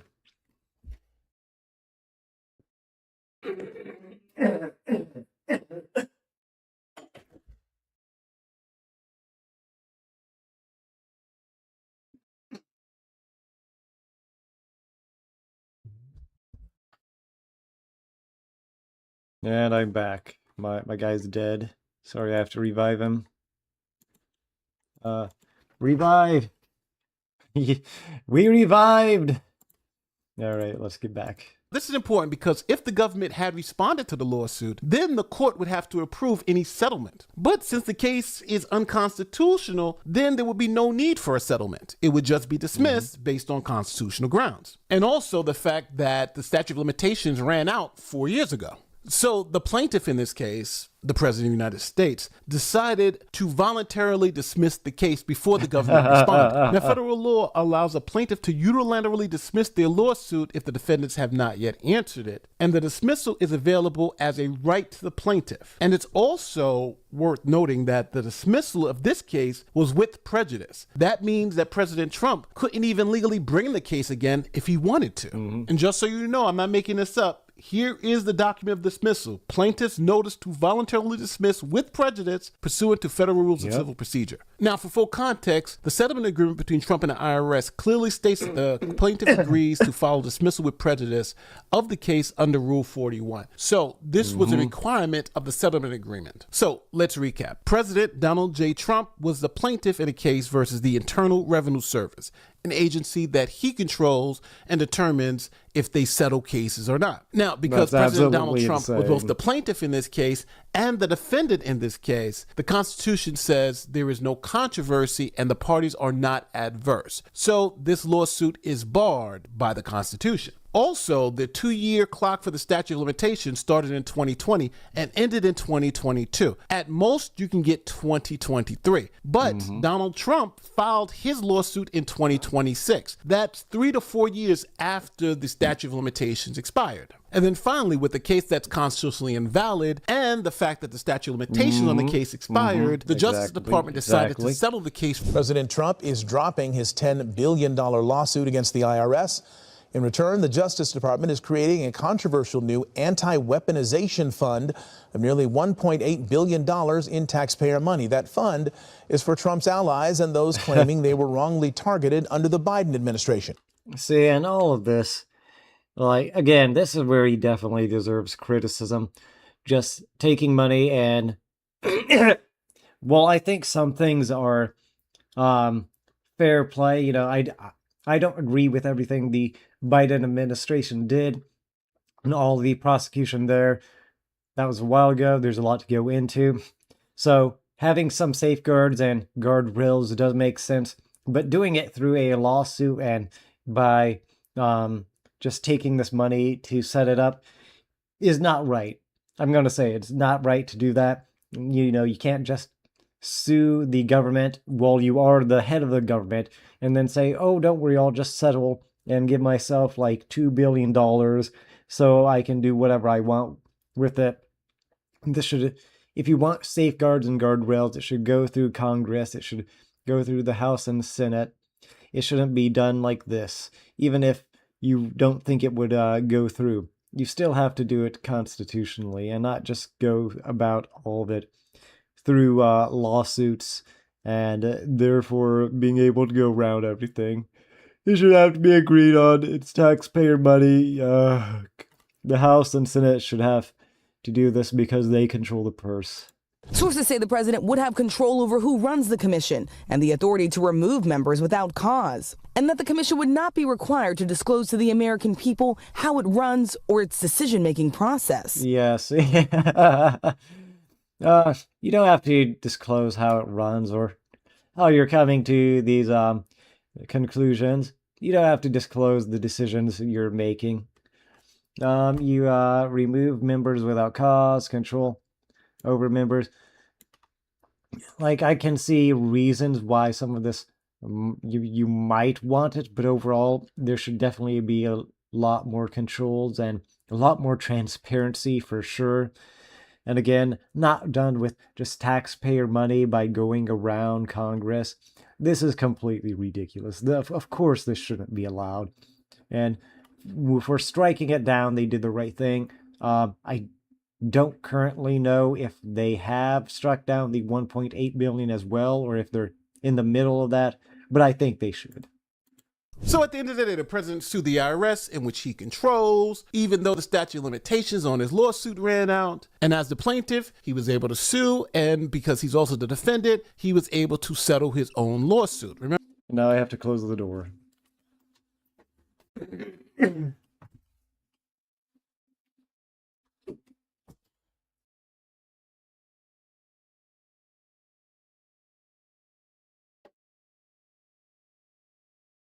And we're back. Remember, he's the one that approves it because any settlement must be approved by the president. Now, here's where things get kind of crazy because I'm a YouTuber. I might have to fix my guy. One sec. We'll keep the video going, but my neck's a little broken. And I've been looking at Officer Tatum. I look at Black Conservative Perspectives. I look at a lot of these right-wing, even Ben Shapiro. I was looking at his stuff. None of them are covering this. None of them are saying anything about this particular settlement. But the left-wing YouTubers are all over it. They're saying this is corruption. They're saying this is crazy. They're saying the fact that he sued himself and came to his own settlement is even more concerning. And the fact that he gets to control who gets the money is also very concerning. But let me know how you feel in the comment section. Do you think Trump should get a pass and this is all legal, or do you think the courts will eventually throw this out? Let me know in the comment section. My name is Nate the Lawyer, and these are the facts.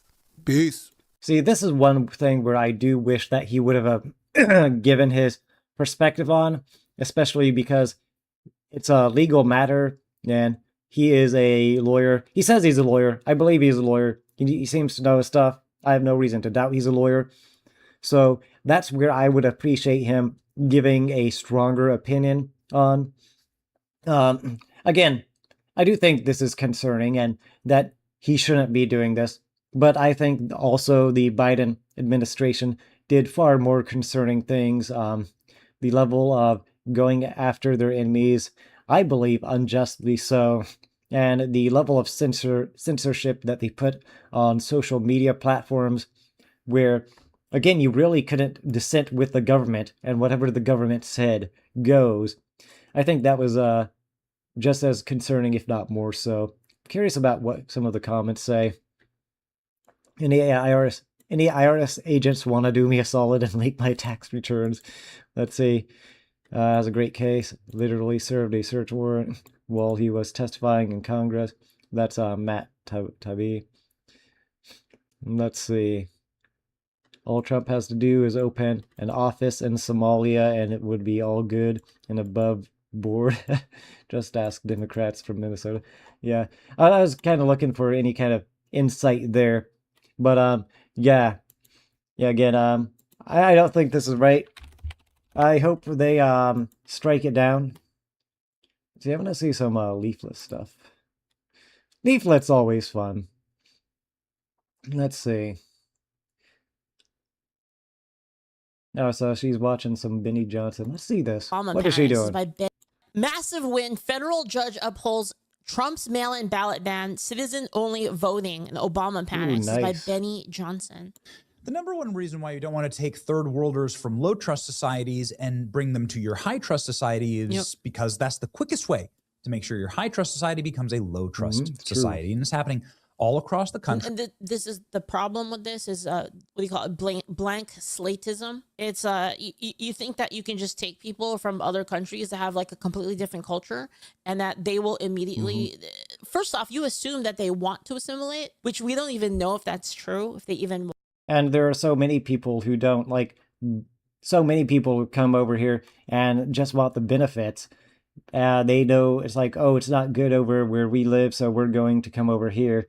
And they don't adapt, they don't assimilate. And there are so many areas where they can just gather to completely avoid Americans altogether. And it's just people of that culture in those areas, in those cities, like Dearborn, New York.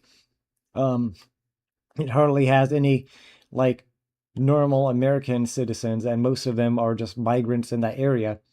There's a place, I believe in Austin, Texas, where they are currently issuing Sharia law and doing their own secret private court adjournings and everything, and running things according to Sharia law instead of American law. So you have those kinds of people coming over here, voting and influencing culture there and spreading out, and they have no interest.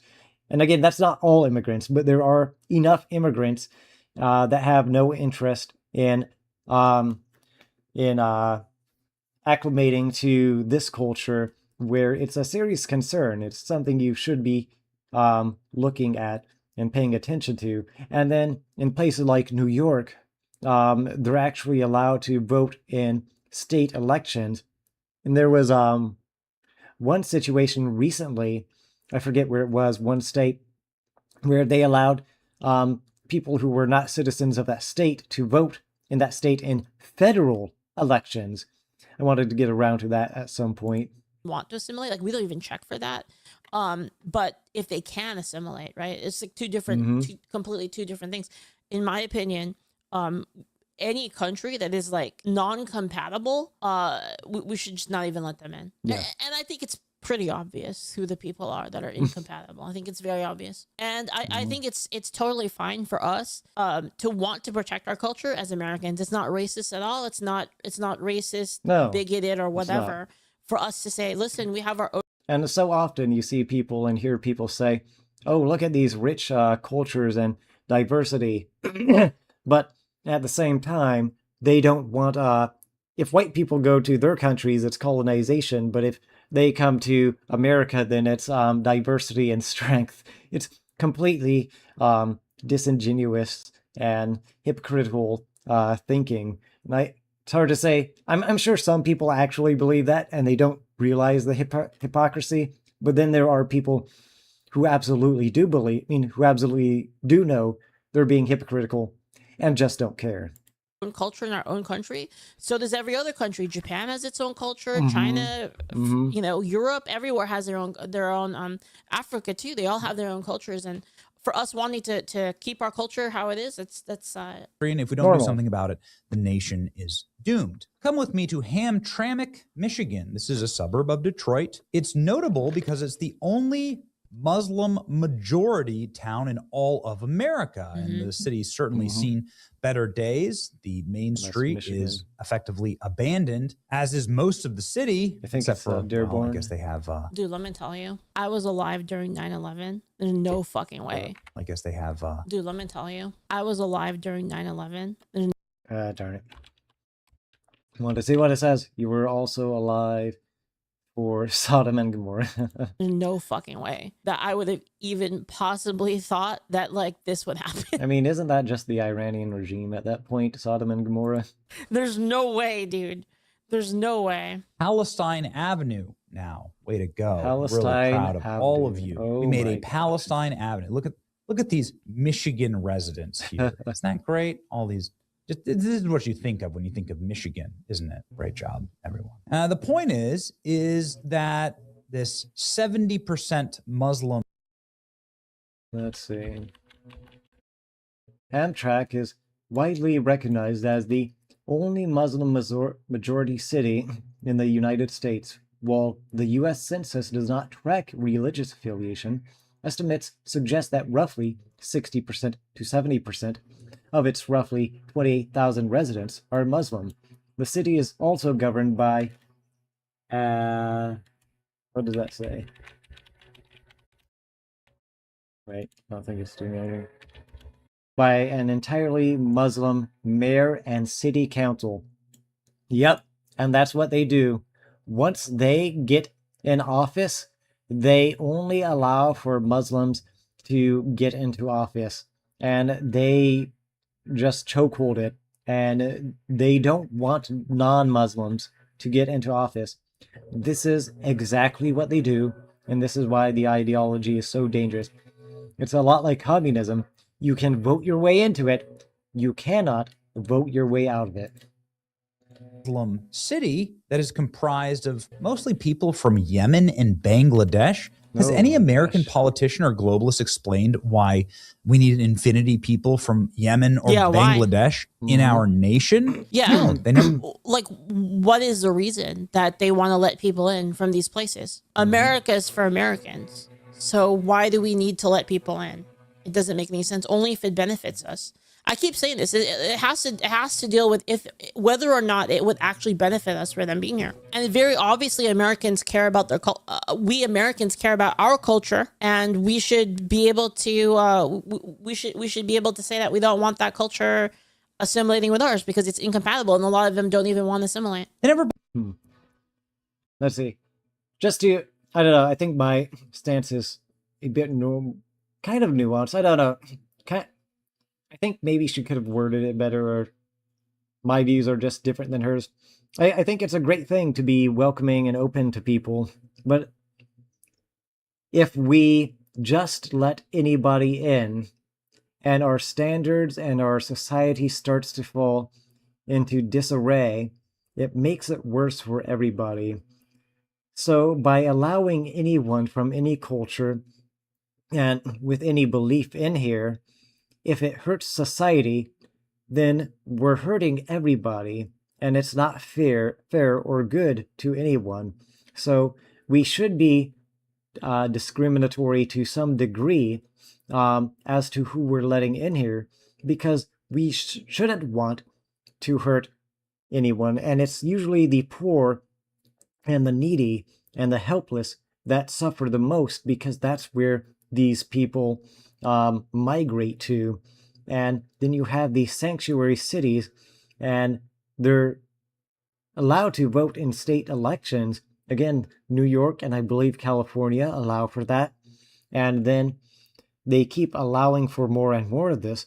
And you see time and time again, these places have fallen into disarray. And New York, I would not be surprised if it collapses within historic shift. This marks a stark contrast to its history. By the 1970s, Hamtramck was a 90% Polish Catholic enclave centered around the auto industry. Today, the city is a primary landing pad for, I'm guessing, immigrants seeking affordable housing and strong, tight-knit community. Probably like Muslim immigrants. Auto manufacturing industry, and so they have to replace people. But they replace them with people from low-trust societies that commit fraud. And then here's what you get. 2 Hamtramck city council members charged with election fraud and forgery. Yep. Wow. City council members on America's only Muslim city council. Boy, that should be more noteworthy. Where's that in the news? It just flipped to majority Muslim in 2021, and then immediately all of them are getting arrested for fraud. Funny how that works. And it works because of why? Because I'm glad they're getting arrested. I'm glad they would have gotten worse. None of this fraud would have been discovered, and no one would be held accountable. There would be a doubling down on the Democrat enemies and prosecutions against them. So while Trump and his administration has room for criticism, again, this stuff would not have happened, would not have been exposed under a Democrat administration. No ID verification because of mail-in ballots. Of course, that's the theme of this news story. Michigan Attorney General. They're going to say that, there's no such thing as fraud, has right? begun an investigation of 4 current city council members and former council members for conspiracy to unlawfully obtain access to absentee ballots. I did not rewatch this, but I do know the lines. The thing that never happens is happening again. And to illegally vote with those ballots. You know, crazy part about this kind of stuff is that it's literally shows a black pickup truck pulling up outside Hamtramck City Hall in the middle of the night, just days before the primary election. All of a sudden, the lights turn on inside the truck. Oh, really? That's when you spot 3 men inside, including what appears to be Council Member Abu Musa in the backseat. The same council member who is seeking. Why would you be? That is stupid. Objectively so. Not trying to be mean, but that is objectively stupid. Hey guys, can you commit fraud in my name? And I'm going to go with you while you are committing fraud. That's stupid. There's not much other you can say it other than this is incredibly stupid. Guys, can you commit a crime in my name that helps me? No, don't worry. I'll go with you while you're committing the crime, so there's no doubt of who you're helping with this. It's so stupid. It's so stupid. Re-election right now.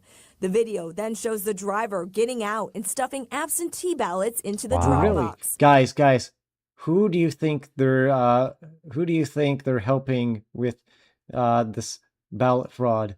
Do you want to take a guess? Do you want to take a guess of who they're helping? Oh, she has a little hand salute. That's cool. The only problem? I trust society. She has hand adjustment. That's so cool. That's so cool. I wish my guy was better. Guys, you need to subscribe and follow. I need to be able to afford this. I make zero monies from doing this.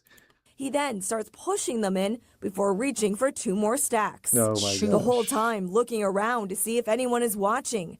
After Wait. I thought this never happens. I thought fraud never happens with this. What? That can't be right. That can't be real. That's never happened before, right? Yeah. This is the first time. 2 minutes, the It's group the first drives time. away. And get this, Local 4 found that it happened again No. only 4 days later. No. This time, a different car pulling up with what appears to be the same council member in the passenger seat. What? Wow. Every time. Guys, I'm going to attend the crime scene every single time. Even though it is not necessary at all. I'm just going to cameo while you guys are committing crime in my name. I'm going to cameo every single time. So there is no doubt of who you are helping. It's too good. It's too good. You can't write a script like this. You can't make this up. If you were writing a fictional story and you wrote, and then the bad guy attended his henchmen just so everybody knows who they're associated with, you would say that is bad writing. You would be like, no, that's too stupid. Who would ever do this? This guy right here would do this. Are you serious? I love it. I love it. You can't make it up. Hi, Kat. I love you too. Isn't this great? Hasn't globalization just been incredible for our high trust society? I love it. Hasn't it just been amazing to see what happens to these places? I love not knowing if the person next to me actually cares about America, number one. I love it. I love playing this game where I wonder if the person's allegiance is with if shit were to happen, like would this person next to me, would they be on Team America or would they be on Team China, Team Somalia, Team Iraq, Israel, Palestine? You know, I really like that. I really love the uncertainty, you know, it feels really good. Yeah, I do feel like if someone is coming to your country, you know, you should at least know whose side they'd be on if a war broke out and not wonder if they have allegiances to other countries. They have allegiances to other countries. When you just literally turn the cameras on, Michigan councilman caught on camera stuffing election ballot drop boxes before primary. Stupid. It's your classic Michigan politician here. It's oh my gosh. It happens all over the country. City Councilman Abu Musa, D, Michigan, on tape, stuffing ballots in the middle of the night from a darkened truck. Second incident. He won last week by 76 votes. He needed to cheat this hard to win by a measly 76 votes. Stupid. In fact. And the reason why it can happen with such ease, and there's always been election rigging and some levels of fraud, I think. There's always been like shady practices. It is what it is, sunk in human nature. But the reason why this kind of stuff happens with such regularity is because you mail everyone a ballot. You see, when they allow it, they want it. This is not a mistake. This is by design. Mail everyone a ballot. You make the ballots worthless as a piece of junk mail. And so someone can just come up like, here's from Massachusetts. You gotta prove that you're like military or something. Yep, and then they don't require ID. They don't verify the signatures. They check for nothing. It's just like, oh, we mail it to you, and then we trust you. Yep. Something like that, and you like literally cannot vote because you're like overseas or something like that. You gotta prove that. Can just come up and grab the ballot out of the freaking mailbox and can commit fraud with it. Here's the lady who's allegedly that was her ballot. Elections officials are now still waiting for elections officials to decide whether her in-person vote will count or the mail-in, which she says has her signature forged. How come it's not going to be counted if I'm voting right in front of you and I'm telling you that that vote that you have there is not mine? Yep. Yep. Shouldn't even be a decision. This is the dumbest thing. They forged her signature, voted for her. She shows up at election day and they're like, sorry, black lady, you know, all we. But requiring IDs is racist, I heard. They said it's racist. Guys, it's going to disenfranchise black people because, you know, this black lady is clearly an op. She's lying and she's racist too. That's what they want you to believe, right? That's what they want you to believe.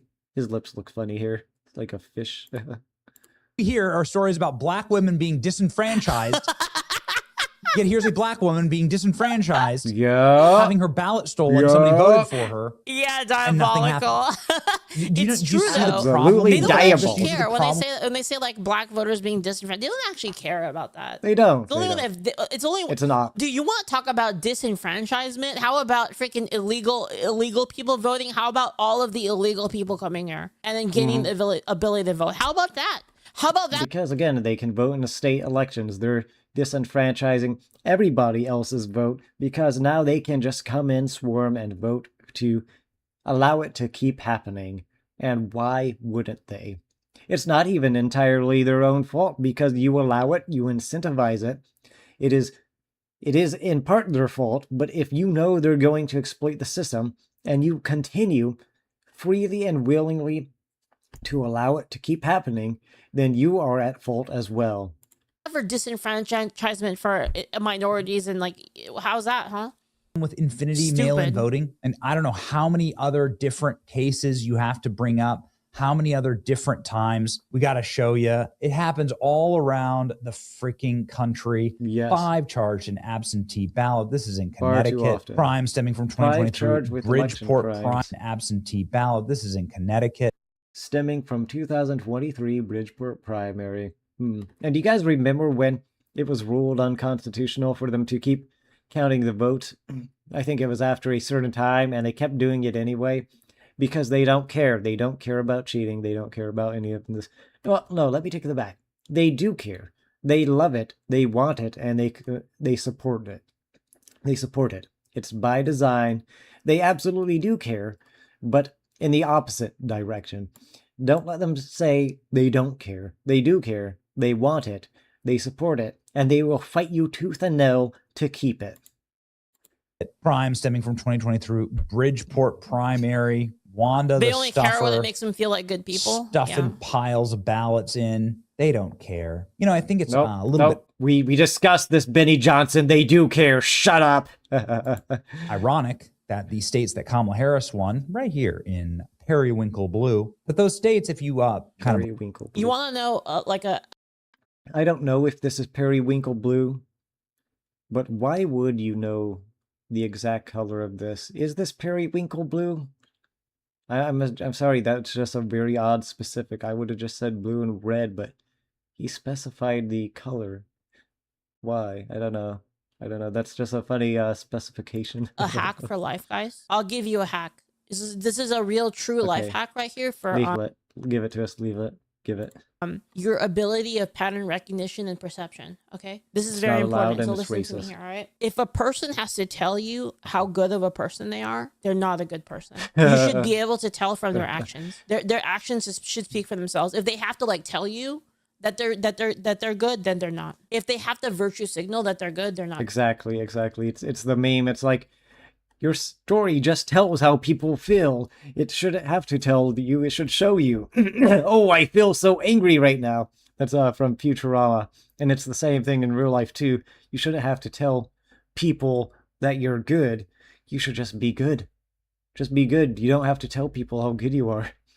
Guys, I am a very good person. I do all the right things. I check all the boxes. You should praise me now.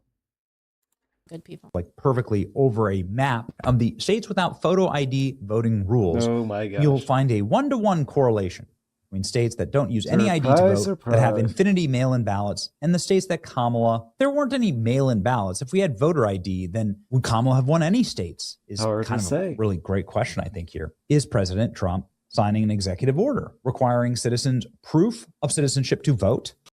President Trump signs executive order to secure elections. Citizen proof of voting. So is that something he did? It sounded like he said, did he? Then would Kamala have won any states? Is kind of a really great question, I think, here. Is President Trump signing an executive order? See, why does he ask? Here he states it as a fact, then here he asks it as a question. Requiring citizens proof of citizenship to vote. How could you be against this?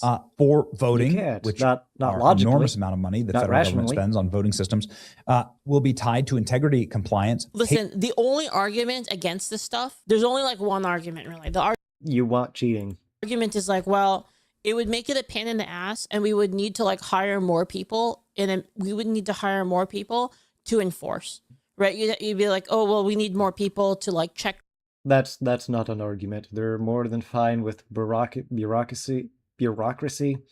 They're more than fine with adding tons and tons of red tape. They're more than fine with adding all these new administrative positions and funneling taxpayer money to themselves through having all these administrative positions that don't actually get anything done, but review whether or not something should be done, and then they pass it on to the next people who review if something should be done, and so on and so forth.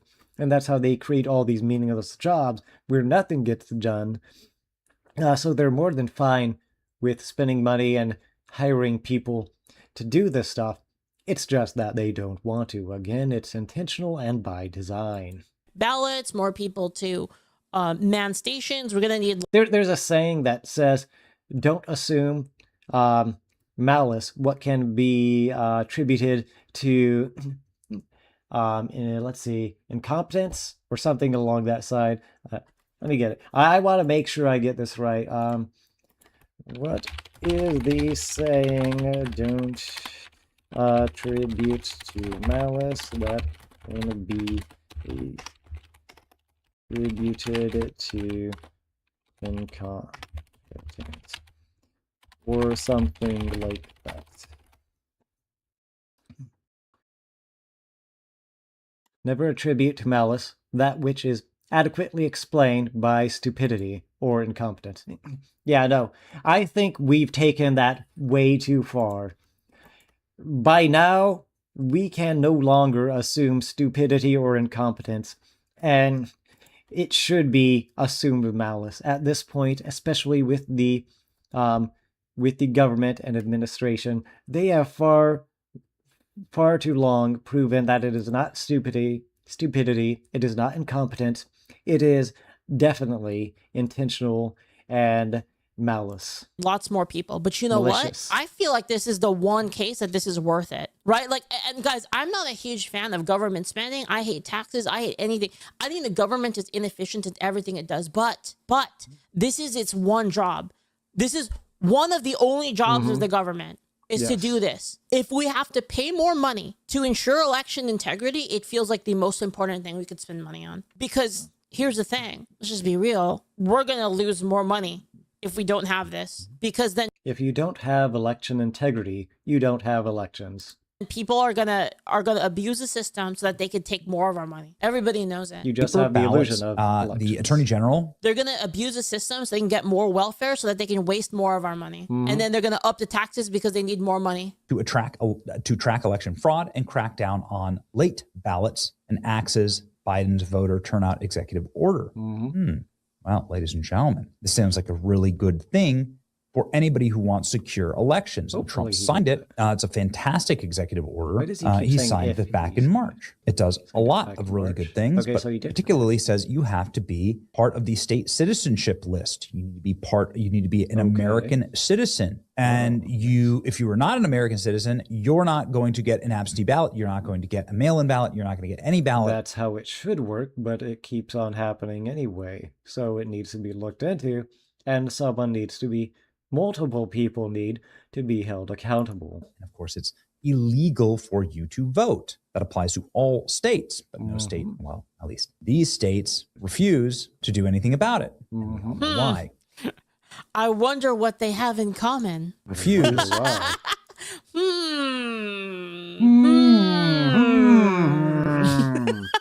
To do anything about it. It's a mystery. Honestly, this one's kind of surprising right here. I'll be a little bit honest. It's a little, damn, really? But like... Washington, that they actually don't have... So anyway, ladies and gentlemen, obviously the left sued Trump over this, saying, no, we want the opposite. Obviously the left sued Trump. Judge refuses to block Trump order to limit mail voting. There's no immediate effect on the midterms. Of course they would. Saying, no, we do. Let's say lower leveled Obama appointed judge, right? Is that what we're looking at? You could almost bet money on it. We want the opposite of this. We want every illegal to be able to vote. We want every ballot to be mailed in the mail. We don't want any paper ballots, and we don't want anybody to be able to track election fraud. They sued Trump, and now in a massive victory, a judge I love that. I love this Trump expression. It's like my favorite. Like every time they have like a clip or something with like so funny. The order is very good. This is a massive win for election integrity. Federal judge has declined to halt President Trump's executive order creating federal voter lists and limiting mail-in voting, clearing a way for potential sweeping changes of how American elections. U.S. District Judge Carl Nichols late Wednesday rejected a request by Democrats and civil rights groups that had argued that Trump's order would likely be found. Wait, let's see. Rejected the request by Democrats and civil rights groups that had argued Trump's orders would likely be found constitutional because the states and Congress, not the president, have the power to set election rules. Nicholas agreed with the Republican Trump administration's contention that it was too early to block the order because it has yet to be implemented. Okay. Unconstitutional because the states of Congress, not the president, have the power to set election rules. Nicholas agreed with the Republican Trump administration's contention that it was too early to block the order because it had not yet been implemented. Nicholas' ruling leaves open the door for further challenges when the Trump administration moves on to implement the president's directive, a separate lawsuit. So once it gets put into place, then they can sue. Seeking to block the executive order is underway. You know, in Boston, isn't that amazing? This is one would have Boston. guessed Boston. This video is from Boston. Of this dude going in and ripping out the ballot of this black woman. Guys, it never happens. It literally never happens. And if you think it happens, you're racist. Like, they literally stole my ballot and voted for me. But don't worry, libs are suing Trump over this. They don't care. Yeah, they don't. When you hear about them saying black, they don't want you to be able to vote. Woman enfranchisement. Oh, you're going to disenfranchise black voters. Overnight, D.C. Fed judge denied a request by Democrats and voting rights groups. Okay, yeah. Ask about that later. Overnight, D.C. Federal judge denied a request by Democrats, voting rights groups to block Trump's executive order on mail-in voting. Judge Nichols ruled in the preliminaries, and this is the ruling, a massive victory against activist groups' attempts to block Trump from securing the mail-in voting system. Trump's executive order will remain in place. Proud to lead this win against the left, seeking lawfare to undermine the ability to have secure elections. Well done. Trump is fairly quietly removing the ability for Democrats to cheat. Exactly. I don't think either side should really cheat, to be honest. Injunction. Chat, what do you guys think about this? What do any of you guys think about this? Seeks to block President Trump. Is this crazy? Should this be allowed? You want Trump to win? Do you want the Democrats to win? What do you guys think about saying this? Only Americans can vote in American elections. Crazy. Yeah, well, the concept. Levels to which we have fallen. We all know what's going on here. The crazy thing is, guys, I don't know about you guys, but I keep thinking about this, how if Trump didn't win, it'd be over. That'd be it. Like, yeah, that's what they want. They want the West to fall.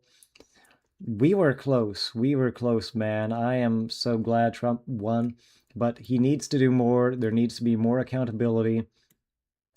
I think that's kind of why the war is on pause for now, so he can get more of his people through the midterms and the primaries. But there's so much, like, everything was falling apart. Everything was decaying rapidly. Canada right now, I believe, is in a recession because a complete failure on their administration's part to actually run anything correctly. They're killing off their own citizens with MAID, importing infinite migrants, hoping that will solve some kind of problem. It's in shambles, and we wouldn't be much better had Kamala Harris won. We might even be in a worse position. It would have been absolutely insane. And while Republicans don't do much, they're obviously not perfect. We need to keep critiquing them. We can't just walk in lockstep like Democrats do. Otherwise, they will fall into disrepair and just stagnation. It will become just the uniparty. We have to be careful and do research on the people we're voting for and when elections happen. Otherwise, we will fall. And that's what I had noticed about evil. Evil, like so many of us, want to be left alone. So many of us want to do nothing but relax and do what we want with our time. But evil actually has a kind of good effect. It pushes us into a community. That's what I want to build, man, is a community of people who work together, talk to each other, and build each other up. Because humans were made to be a community. Again, it's that balance of the individual, but also the collective. We were made by God to be a community, not just alone. No man is a village, but we need to be together, talking to each other. So evil, in a way, has a good way of pushing us together and communing and actually working together as a body, and for Christians as the body of Christ, instead of allowing us to just drift further and further away from each other, only caring about ourselves. The fact that evil never sleeps and constantly looks to tear away at our foundations, our core, our culture, is what drives us together and pushes us together to be a collective force for good. And so I actually see the good in what evil is doing, because otherwise we would just drift and we wouldn't be together. We'd just be in stagnation. So that's a silver lining in evil, but only if we actually put in the hard work and come together as a community, work together, and overcome. If we do not, we will be overcome by evil and we will lose. So we need to be encouraged. We can't be black-pilled. We have to have hope. We should have hope. We will have hope. And we have to keep pushing. And that's what's important to remember in all of this. Game over, because the border would have been right. We would have had another 4 years of Biden era policy, where there's just so many people coming in and nobody getting deported. It would have been over, basically. They would have had full control forever. And that's probably, dude, you know what it's like? You know what it's like, dude? It's like they had Exodia. They had like 4 pieces of the Exodia. Yeah. And then Trump came in and like cucked them like right at the end. Right? Black hole. He used a black hole, got rid of the Exodia cards. Or if anything, it's more like he made sure they never got the 5th one. He hasn't black holed them yet. He maybe threw away the left leg of Exodia or something, right? He got rid of parts of Exodia. We need to get rid of all of Exodia. We need to throw them in the ocean. One more piece of Exodia. We all know what Democrats want. They want Hamtramck across the entire nation, because that you can control. We really owe Elon a lot. Dude, I keep Elon. saying this, man, that Elon buying X, that was the point in which history shifted. That was the timeline altering event. To change the timeline, guys. Right? The free American people. Which is why, like, dude, say whatever you will about him fucking cheating at, like, Diablo or whatever. I don't give a fuck. Whoa. It was Path of Exile. Thank you very much. And it wasn't necessarily... I mean, I guess it's a type of cheating, but it was likely he had someone else boosting his account for him. The type of cheating, sure, but... like, I'm kind of making a distinction there, because he wasn't actually doing anything himself, like, I don't know, getting overpowered equipment or something. I'm making a slight distinction. Maybe you can say it's cheating, but still. But it was Path of Exile. I don't know if it was 1 or 2. I don't remember the timeline. I don't play that game. It looks good. I just don't play it. But yeah, and it wasn't Diablo. At least I don't know of anything in Diablo. The main thing was about Path of Exile. I'm gonna be real. We keep to the facts. He deserves to cheat in whatever game he wants. I'm just being real. Like, this guy could straight up wall hack, aim hack in Valorant, and I'd be like, what a good guy. Vote and are able to be persuaded, you can't control. It's just already lost. He deserves it, man. So now it's time, ladies and gentlemen, for them to lose the ability to rig the vote. Keep fighting with us. Like, share, and subscribe. Yeah, what a video. That was fun. 30. Oh man, that's fun. Maybe we head over to, getting later, maybe we head over to some Final Fantasy Tactics. I want to check this one more time, see if we got anything here. Let's see. Not exactly the same, but it's pretty awesome. Some people submitting their art. Cool. Nice. Yeah, I put a prompt up on my page. It looks like maybe they changed it a little bit. Interesting. I don't know if these people are changing changing the prompt or if they're just using the picture. This is closer to how it should be coming out. Yeah, I put a little prompt on my X profile, so people have been using that. I haven't tested it rigorously, and people have obviously done a lot more with their prompts to test it and add the controls. I'm still getting used to making prompts and controls and everything, so I'm not super thorough with it.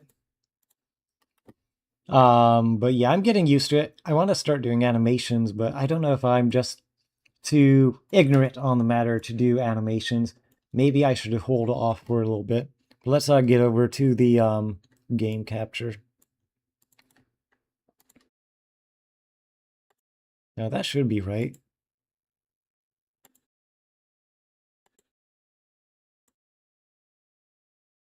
Huh. 1 second.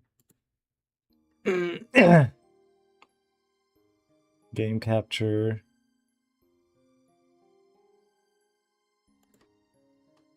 That's weird. It's not giving me the option. That's weird. Running some technical issues. Let's see.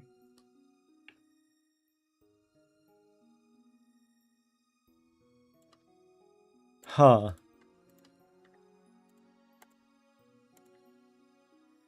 Here we go. It was not allowing me to do this for a while. Let's see. Oh.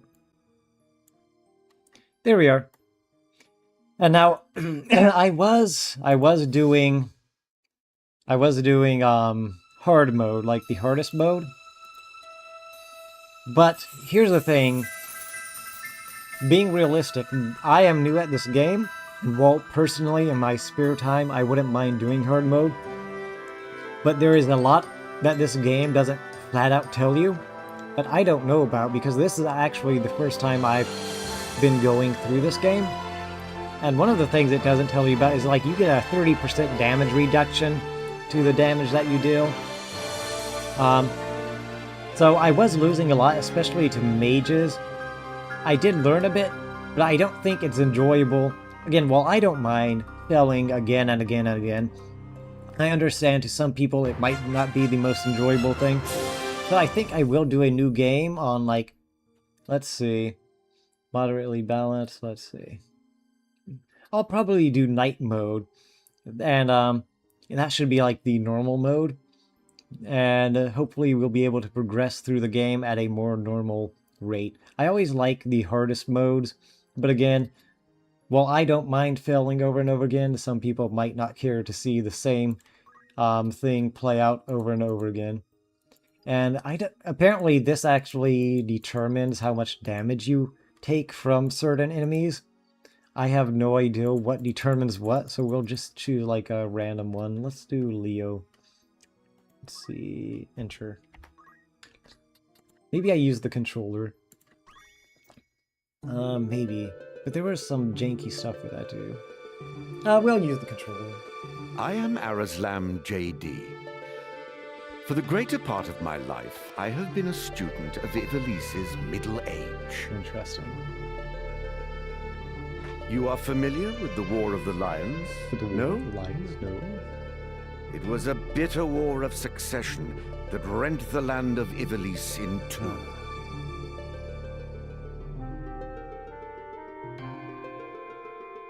Here we first find mention of Delita Hyrule, the hero who would draw the curtain on this dark act of our history. Oh, so he was in a previous game, okay. His is a tale of great renown, familiar to all who dwell within our land. Oh, really? But, as we well know, what the eye sees is oftentimes a mere fragment of the truth. There was another young man. Another young man. Oh, who is Ramza Beowulf. Ramza Beowulf. The youngest son of House Beowulf, famed for producing leaders of men. There is no official record of the role he played on history's stage. Oh, that's interesting. Why However, according to the Jurai papers, which had long lain concealed in church archives, this forgotten young man was in fact the true hero. Oh, really? The church maintains he was a heretic of the highest order, an inciter of unrest, who blasphemed the gods and profaned the godly. Uh-oh. That doesn't seem good, but why? Which of these two accounts is to be believed? Well, to be fair, there is only one God, and he doesn't Join me translate that. now in my search to uncover the answer. The truth. The truth. Guys, we're gonna be uncovering the truth. Oh, yeah. That's something I wanted to change.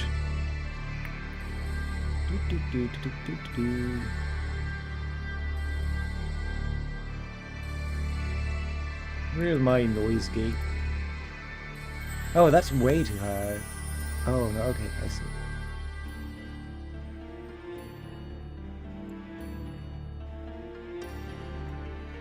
I'm changing my noise gate because it's blocking out too much stuff.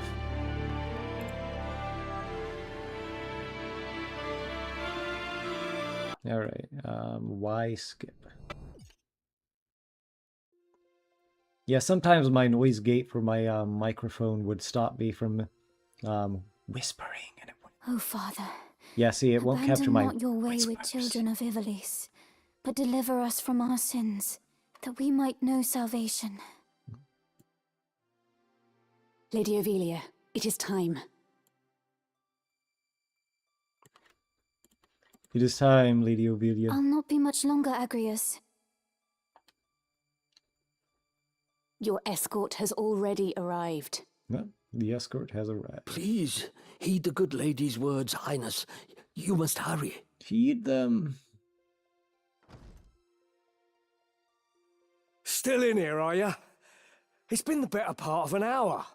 Gafgarian, you forget yourself, sir. You are in the presence of the princess. Does he have Alzheimer's? Freaking has Alzheimer's, doesn't he? Keeps forgetting himself. Mayhap bowed heads would less offend. But you would do well to waste less time on idle pleasantries. Idle pleasantries? I see even the noble order of the northern sky cannot rid itself of vulgar knaves. Vulgar knaves. A guard captain in these rain-sodden hinterlands ought not to expect chivalry. Oh, I want to put something in the chat. Let's see.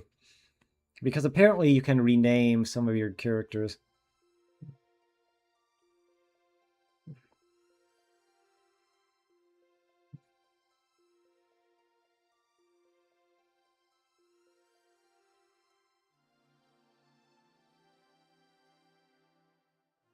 Mm-hmm.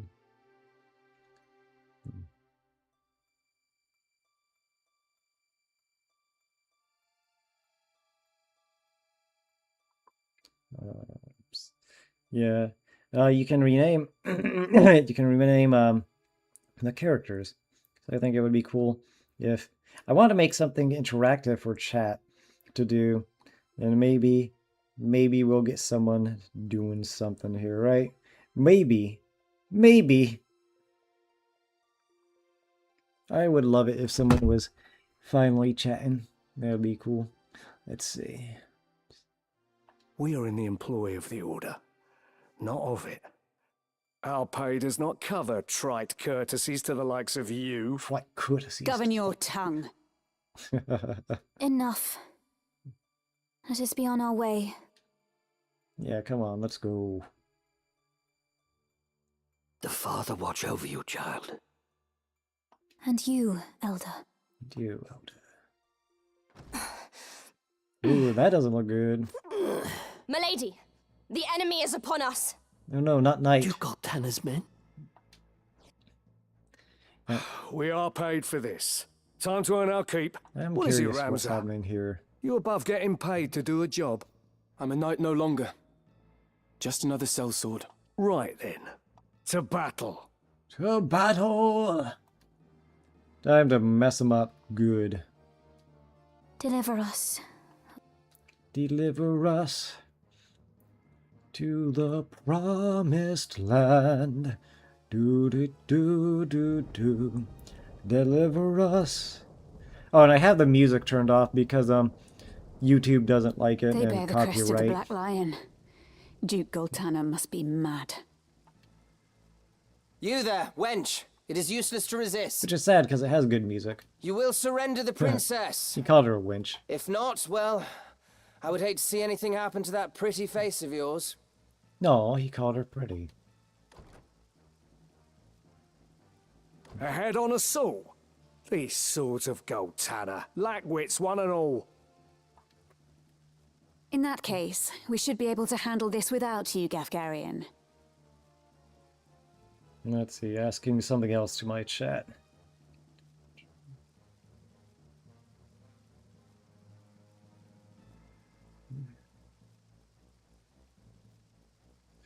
Yeah, because I don't know about the job classes.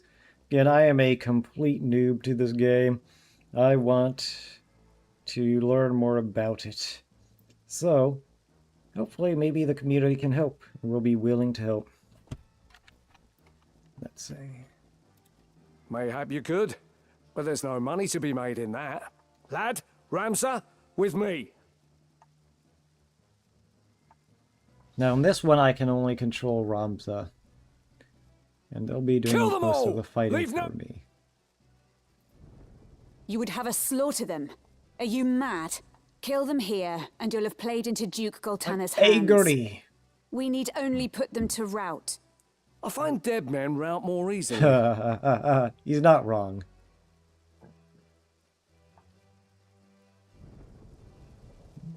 It's time. Alright, so we go first.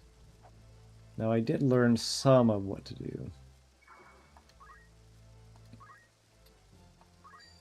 Alright. Whoa, wait, we just straight up one-shot him? That was not the case in hard mode. It's over! What? Oh my gosh. That's a huge difference. Wow. Like, you actually had to kind of strategize a little bit back when it was in hard mode. You didn't just one-shot people. Come then. I feel like this is more easy mode. Guys, these difficulty levels don't seem to be balanced. I know this is the tutorial level, but it's so different. Like, hard mode seemed like very hard, then this seemed like easy mode, and it doesn't seem like the... Let's see, ooh, I take 36? Ooh. How to proceed? Oh, but that was hardly anything because he has so much HP. Yeah. It's so much simpler on this mode. I have a ton of HP, they hardly deal any damage. It's so easy. I don't know if it will stay like this. But coming off of Tactician mode, this just seems like easy mode. 49 damage, By oh divine my gosh. will unencumbered, by darkness empowered, you're done for. Darkness empowered. I wonder what class he is. And then he heals for that amount too? Oh my gosh. That's so strong. This fleeting... Oh right, I can hold R1 to speed things up. Yes. I don't have to go at a snail's pace. They're wrecking this guy. They're just... It's not even close. Oh my gosh. Let's see. I thought there was a way to check out other people. He is a Fell Knight, so that's his class. I'm still just a squire. He was a squire, she was a girl. Let's see. Rush. He only has 4 HP. This should take him out. Fool! My time is up. There was no reason to use that ability, but there's no reason not to use the ability either. But he's using some... Oh, he's an archer. Okay, cool. Right. And then we speed it up again. It's so much easier like this, guys. This fight isn't even close.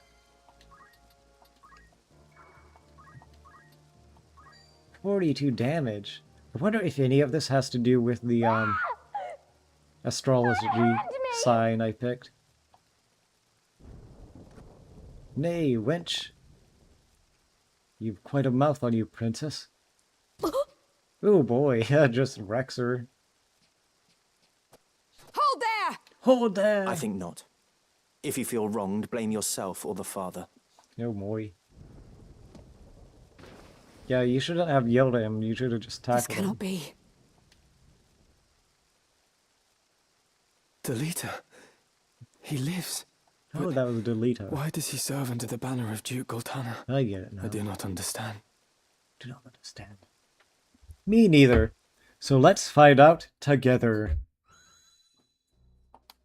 In pursuit of truth and happiness. Records of the hero Delita Hyrule first appear 1 year before the outbreak of the War of the Lions. The loss of the 50 Years' War saw Ivalice paying enormous reparations and ceding vast swathes of land to Ordalia, the victors. Knights and sellswords returned from the front to find their homes razed and loved ones slain. Compounding their woes, they were denied pay for their service and stripped of their livelihoods. Oh, wow. This ill treatment led many to abandon their fealty to the crown and the nobility. That would suck. Once loyal soldiers became rogues and traitors, donning the thief's cloak and plotting treason.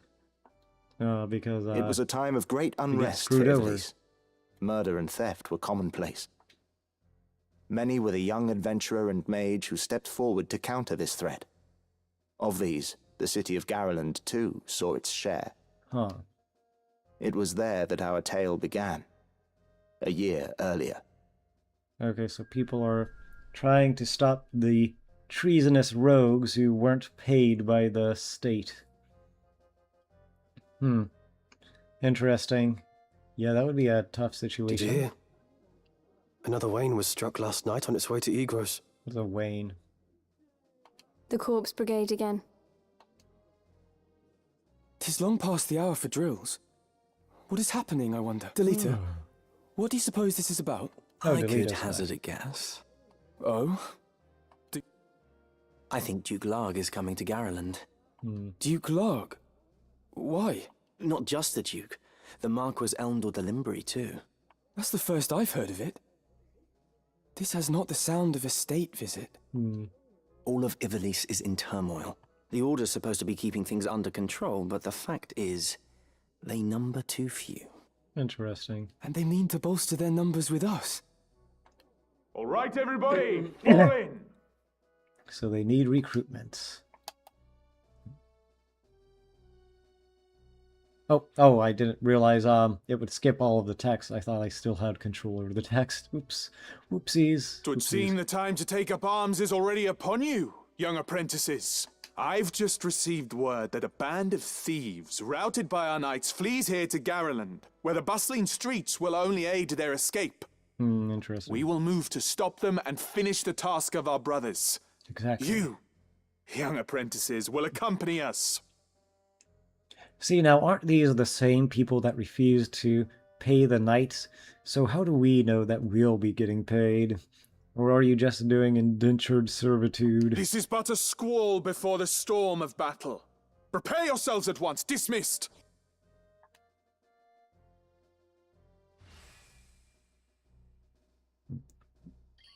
Let's be on our way. Oh, he has 95 experience. Cool. He's almost leveled up.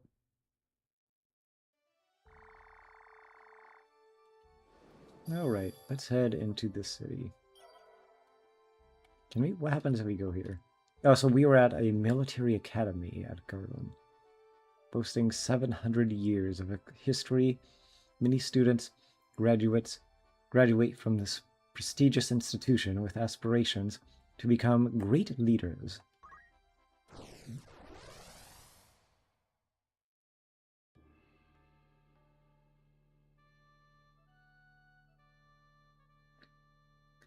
Formation. Place up to 5 units. That I will. So he's locked and we have to use him. Let's see. An excellent choice. So what is he? A squire? Let's see. He's a technician. Right? Chemist. My bad. Chemist. Let's see. Already. This girl has more XP. But she has more bravery and faith. And more job experience. Temperance. Oh, and they also have different signs. My time to shine. I think she's better. Let's see. A lot of bravery, little faith. I forget what faith does. Right. I read up on that. I don't remember what it all does. Yeah, there is a lot to remember that it just doesn't tell you what it does What in these games. have we here?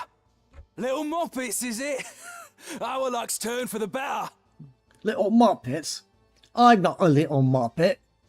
That's Kermit the Frog you're thinking of there, boy. And Piggy, Mrs. Piggy, oi. All right, lads. Cut through these and we're as good as flint. Them be the moppets. Make quick work of them.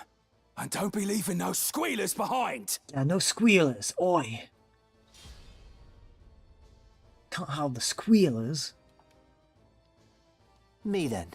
Yeah, so our guest goes first. Alright. He levels up. Apparently, I get some job experience when the enemy gets job experience. The well-aimed thrust pierces the mail. Yep. Don't patronize me, Delita. We Beowulfs know our way around the battlefield. Yep. Beowulf, was it? Heir to the noble house, Beowulf, I'd wager. Looks like we have ourselves some apprentices from the academy. Well, highborn moppets are still moppets. Moppets are still moppets. Look like we've got ourselves a real Mexican standoff, boys. Is that right? I was holding down. You're in far over your little heads. I thought the dialogue was over. Right. My bad. Let's see. Why can we walk on water? Let's see. Oh, so he can sacrifice and do that. Let's see. 20 damage. Oh my gosh, it's so much easier than the tactician mode. It's so much easier. What's even with this? I do hate the camera angles though. Let's see. Throw stone. Can we even hit him?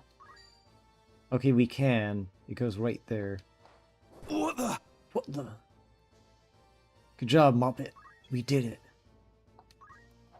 it. We can heal. Sure, we'll heal just for...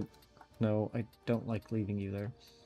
Yeah, right here. We will heal just to get some EXP. We have enough potions. Ta-da! Let's move her over here. So, I mean, this... Oh, she has rock throw already. Unfortunately, she can't hit this. But I will still do it because you get job experience. I think I'll do it. I don't think he's in any danger. See, so it hits my ally, but I get job experience from doing that. So remember, just throw stones at people because it gives you experience, I guess. Oh, maybe I should have attacked him. Yeah. Because he's a bit safer. We can win this. This is pretty easy. You know, we're just going to progress. There's not much of a strategy here. Oh, he healed him he healed him all the way up. Well, that's kind of good for us because we get more job XP and EXP. Well, he just abandoned us. Guys, that was rude. Yeah, we just progress and beat up these guys as normal. Yeah, right now it's pretty simple. Leave this to me. This one, again, if it's not on tactician mode, it's pretty simple and straightforward. He's a little hurt because I hurt him. Oh my gosh, is it just me or do they have less health as well in this? Let's see. Gonna push you forward. Maybe I should heal myself. Yeah, no, you know what? I won't because I'm not in any danger here. I will heal him. And now we move her forward. See, I hate these camera angles, guys. It's so hard to know which one is good. Nice, 6 damage. It only did 3. It is a bit annoying that there's a variation in the damage, even though it clearly states it like does this much, then it doesn't do that much. Don't hit me. I can hit her. Nice. Somehow. I don't know how he hits her from that angle, but he does. Oh no! She's running away. He's using potion on himself, of course. Then he'll probably take a hit here. Yep. And apparently later on in the game, people can counterattack, but you don't counterattack unless you have a certain ability, which is annoying and not very intuitive. Yay! Yeah, again, this first stage, you don't really do too much. I might try and keep people alive just to make them fade, because that... Oh, I'm dumb. I should have healed her. Let's see. Oh, that does good damage. I think they have more HP when it comes to Tactician mode as well, because dealing 12 damage is not a big deal in Tactician mode. But now it's like half their HP, and it's like, oh my gosh. I just could just about one-shot them. You definitely will not be able to two-shot anyone in Tactician mode this early on. Like, every person needs a full army to gang up on them. Now then. He is heavily damaged, but also pretty safe.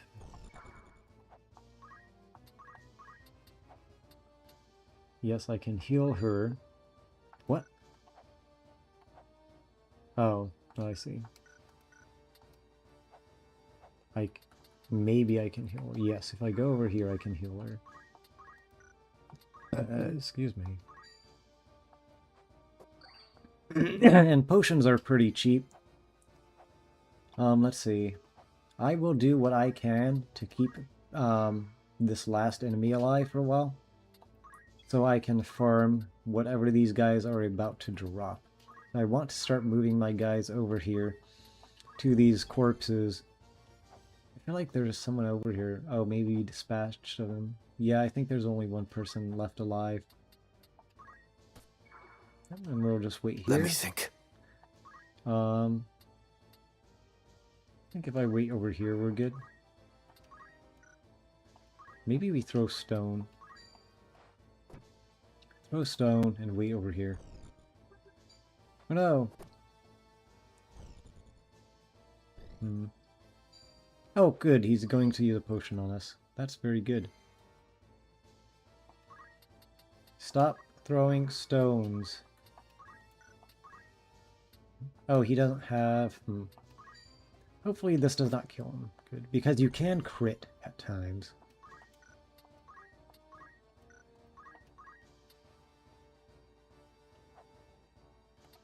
I wonder if I attack this guy. I was wondering if I could, like, make him die faster, basically.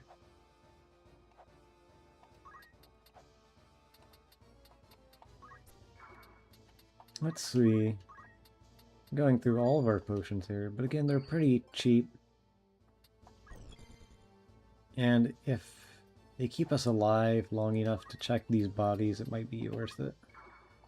Right? Even if I attack this guy? Nah. See, it would be nice if I could just, like, pop that bubble, so to speak, and make them die faster, because it takes so long right now. No time to waste. They should be disappearing soon. And that is also good for us because... he's not very good. It's also good for us. Because it gives our guys more chances to get JP. We are in a flash. Especially with, like, throw stone. And then we wait. Very exciting gameplay. Let's see. Ooh, that does so much. Nope, we're not going to do that. We're gonna wait. Alright. Now we get a treasure chest, it looks like. broadsword. So that looks like it was worth it. And then we just keep waiting this out, and eventually all the bodies will disappear, and we can collect the gold from it, or whatever they drop. It is kind of funny just having to wait. I don't remember what this does. What? Oh, you can choose not to restore full HP. What? Okay.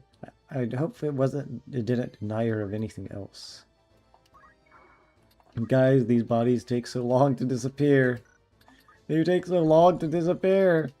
I just keep waiting and waiting. You're too far away, but we can move you around a little bit. We'll have the guy go and collect the crystal, right? That makes sense. Let's see. Let's go here. Oh, rush! Yeah, see, and you can get an ability too. And that's why it's important to wait around. Like, the fact that you just get a free ability is really good. No, he's gonna finish the stage. No, well, we got an ability. A broadsword. Nice. 500 plus 2,000. Phoenix down, a potion. Yeah, so we got a lot of stuff from that. That was a very good first stage. Wasn't anything too difficult. Barbeneth Beowulf, a great hero who had attained the distinguished title of Knight Gallant, approached the hour of his death. Oh no. That's not good. People die when you kill them. What news of the war? The Order has struck a great blow. Limbri is ours once more. 'Tis but a matter of time ere the Ordalians withdraw from Seltenia. So that guy's name is Zalbag or something. All goes as planned, Lord Father. Be not troubled. Be not troubled. The envoy dispatched to treat with Advocate Lenario returned this night past. He has agreed to your proposal, Lord Father. Oh, good. That's Dice Darg. You know, it's so easy for me to forget names sometimes. I'm like, who's this guy again? Who's that guy? Why do they matter? You know, it's nice when they have all these characters and intricacies to their character. It's not nice when I forget all their names and who they are. Good. Very good. Then the war will die with me. Father. Who's Alma? There now, Alma. Alma, my bad. Do you want my last memory to be of your tears? Yes, please. Where is that Ramza? He should be here at your side. Zalbag, Dystag, you are dear to me. But Ramza is no less so. Though he be not the issue of the womb that bore you, my sons, still my blood courses through his veins. Watch after him. Well, that's one way to say he wasn't born of the same mom. When you guys drink water, do you ever like just put it in your mouth and swish it around for a while to kind of rehydrate your mouths? It's always kind Lord of nice. Father! You forget yourself, Ramza. All these Alzheimer's people, what's up with them? You have come. Good. Let me look upon your face once more. I'm getting the vibe, like this guy laying down in bed isn't doing too well. Also, this makes me wonder, was his bed always just in the center of the room? Or did they move it just because he's dying? I could not imagine just placing my bed normally in the center of the room. That would be one of the worst places to have it. It's not efficient at all. And there's like nothing in this room other than those windows. Like this has to be like the place they put his bed just because he's dying. This placement in this room makes no sense otherwise. He just lied. He just slid over there. Sure. Oh, that's funny. How long has it been? You've grown into a fine young man. Okay, guys, stop flirting with me. I'm not into you. I would hear of your studies. You've been at the academy since spring, is it? Yeah, maybe.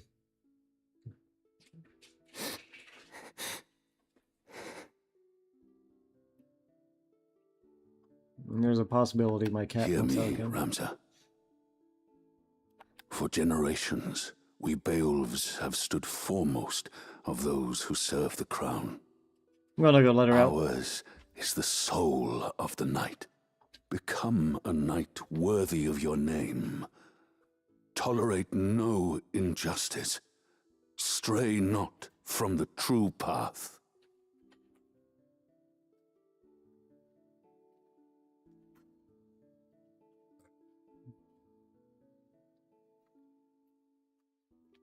And I'm back. Oh, free my controller. Boop. Noise. You will know the path you must walk. A Beowulf can walk no other. I will not fail you, father. Not going to fail you. You'll Your probably friend, Delita.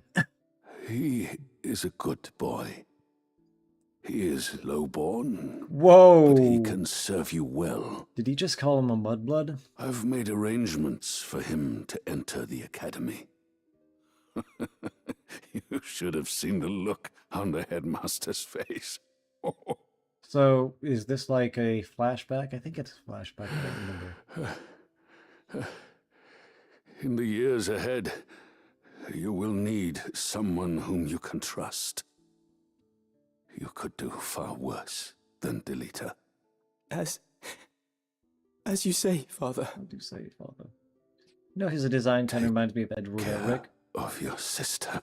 Simultaneously, I do acknowledge that this design likely came... Well, no, it did. It came way before Edward Elric. Show these brothers of yours what it is. What it is to be a knight. Dude, hurry up. Stop stalling with your talking. You act like you're dying or something. Speak up when you're talking to me.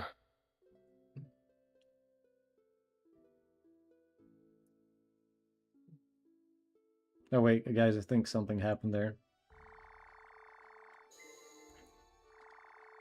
I think he got COVID or something. Didn't put his mask on.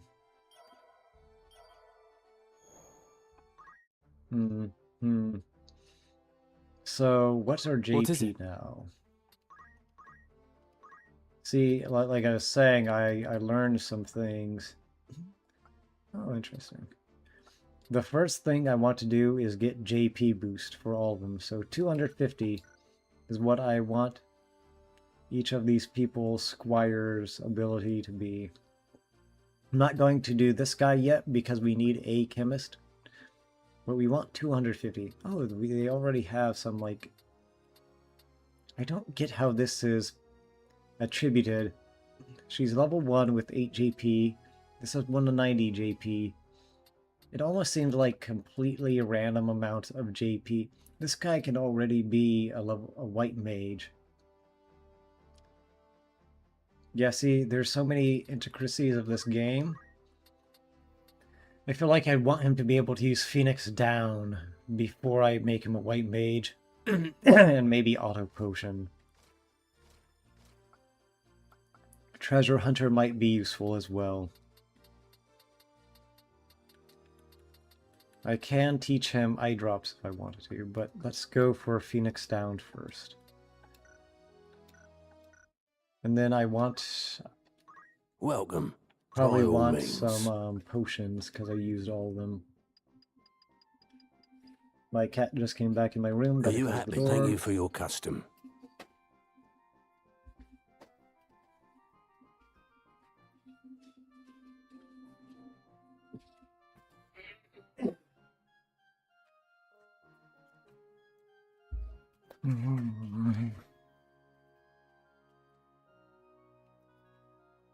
My cat is a good cat, but she never closes the door when she comes in. Very rude of her. I don't think we can use this yet. Are you happy? Thank you. Let's see. Will that be all? You're in safe hands with me. Go in safe hands with me. So he already has a broadsword. Leather cap. I don't think I can buy anything new here, except for maybe battle boots. Wait, what's happening there? Oh, he May might I help not after have all battle in boots. particular? He does not. So he has 0 upgrades for us at this current point in time. May I be of come back any... We go here to get Welcome. rumors. Like rumors, eh? Alright. Okay. Ondoria. Oh, interesting.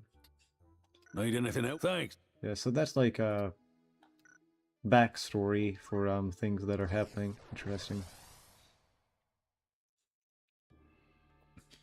Andalia Plain. Oh, very interesting.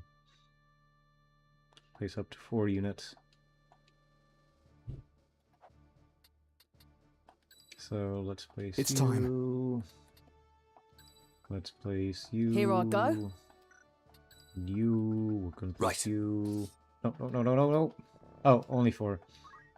So you get the boot. And we put the chemist here. Yes. It's time. It's time, mate. Uh-oh, this doesn't look good. Looks like this one's still alive. What do we do with him? Pop a Muppet, oi. What do you think we do with him? Yeah, the freaking Right Muppet. then. Your luck's run out, knave. Uh-oh. If ever you had any. My chair. The Muppet's luck has run out. What happened to my... What happened to my guy? Reset. Reset. Blast! Okay. One of the Order's patrols. Gotta reset my guy here. The Corpse Brigade. And they've a hostage in their midst. Let's see. Oh, so they're the Corpse Brigade. They have a hostage in their midst, or so it's said. There we go. Hey, I'm back. Yay, I'm back. First duty, of course we have to rescue the captive. We must rescue their captive. We're not monsters. To do less would be unbecoming of men of the Order. Exactly, unbecoming of men of the Order. We can't be unbecoming of the men of the Order. We have to be very becoming of the men of the Order. Yes, yes, yes, yes.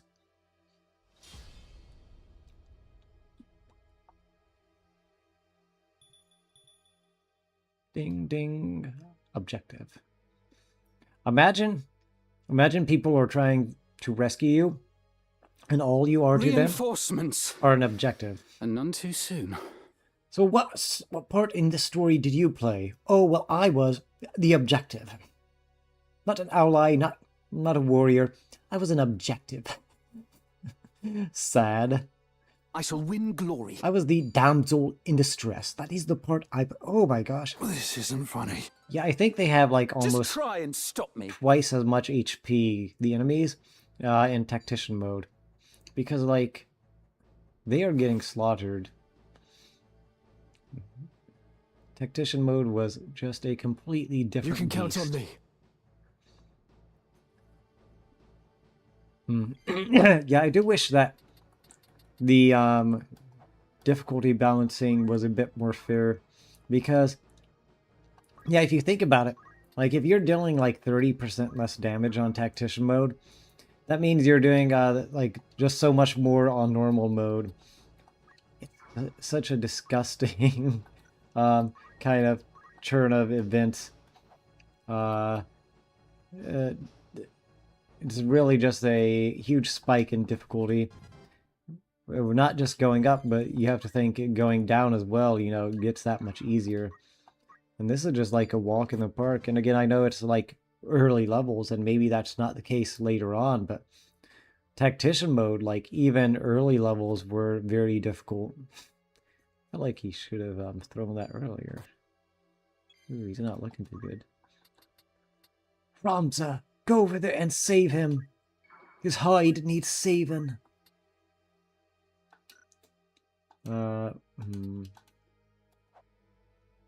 You know what? I think I can and will do this. This is the first time I've ever used this ability. That's very useful, it seems. But also the first time I've ever used that ability. Because in tactician mode, you always need to attack. And if you don't attack and kill fast enough, then you lose. You just lose, objectively speaking.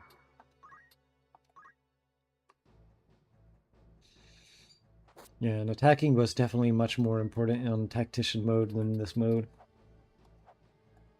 Though you did need to heal sometimes too. Good.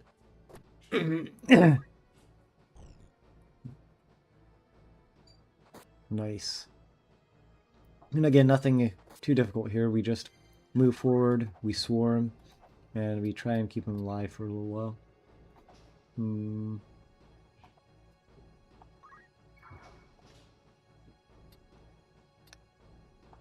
Yeah, we can go ahead and give her a potion. We need some job points for this guy. The chemist is very important, but it's a little bit difficult to get him any experience because most of his experience will come with him using items, and that costs money.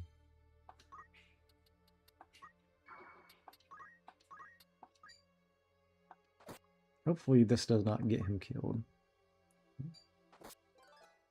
Yay, job experience.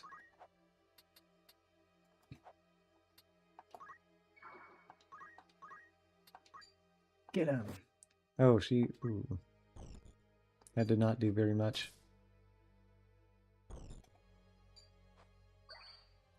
Alright, good potion, good potion.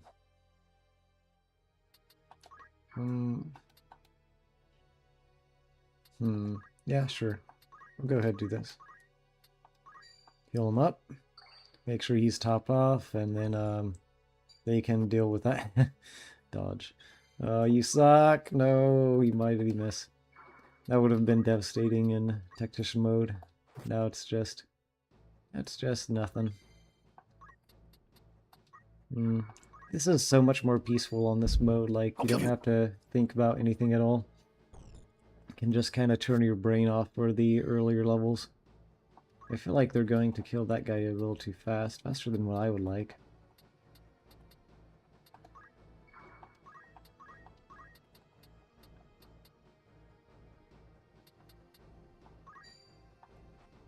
Yeah, job points. Yay.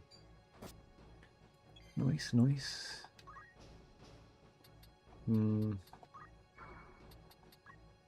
Alright. Nice, nice. Yep. Now we just finish these guys off. Hope that yeah, I don't think we'll get anything from this fight as far as deaths go.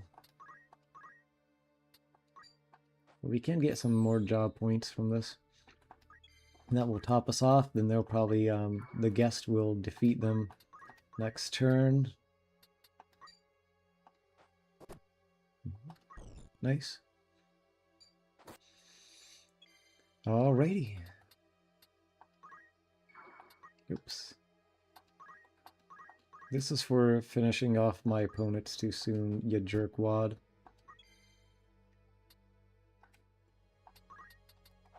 Yeah, we can go over here, attack our own guy. Yoy! 18 damage! Yes. Yeah, we're gonna want as many job points as possible. Are you alright? As we're going through this. I'll be fine.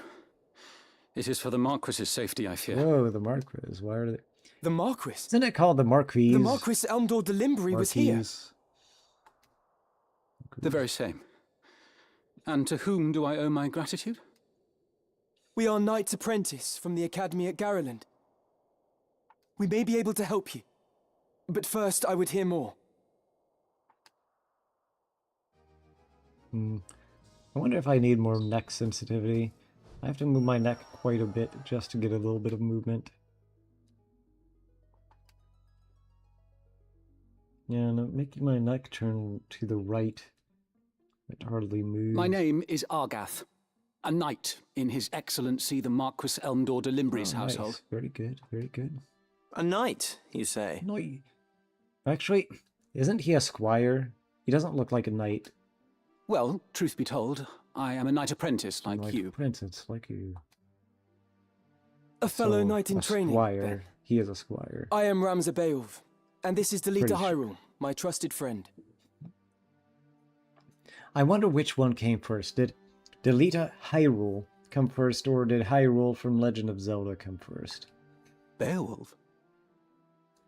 You're not of the Beowulfs of the Order of the Northern Sky, are you? You mean the only Beowulfs that anyone knows of? No connection.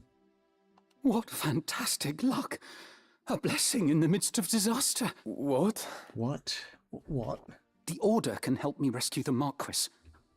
It must. The Marquis is held captive. The Corpse Brigade captured him, yes, but he still lives. We must act quickly. Should he be killed, I will lose everything. Uh-oh, that's probably not good, guys. Losing everything means that everything is lost. Calm yourself.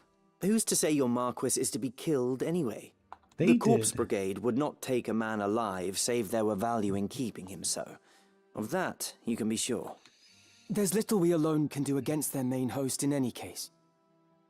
No, this is easy mode. We can probably just charge him and we'll win. If the Marquis has been taken hostage, it's normal Egros will be in an uproar. It's normal. Be sure of that too. Stop interrupting me. It's normal mode, but it feels like easy mode. Then before all else, we will report into Egros. Yes. Are we agreed? No, I disagree. But I don't get a say in it. We'll start there. I said I disagree, guys. I don't get a say in anything.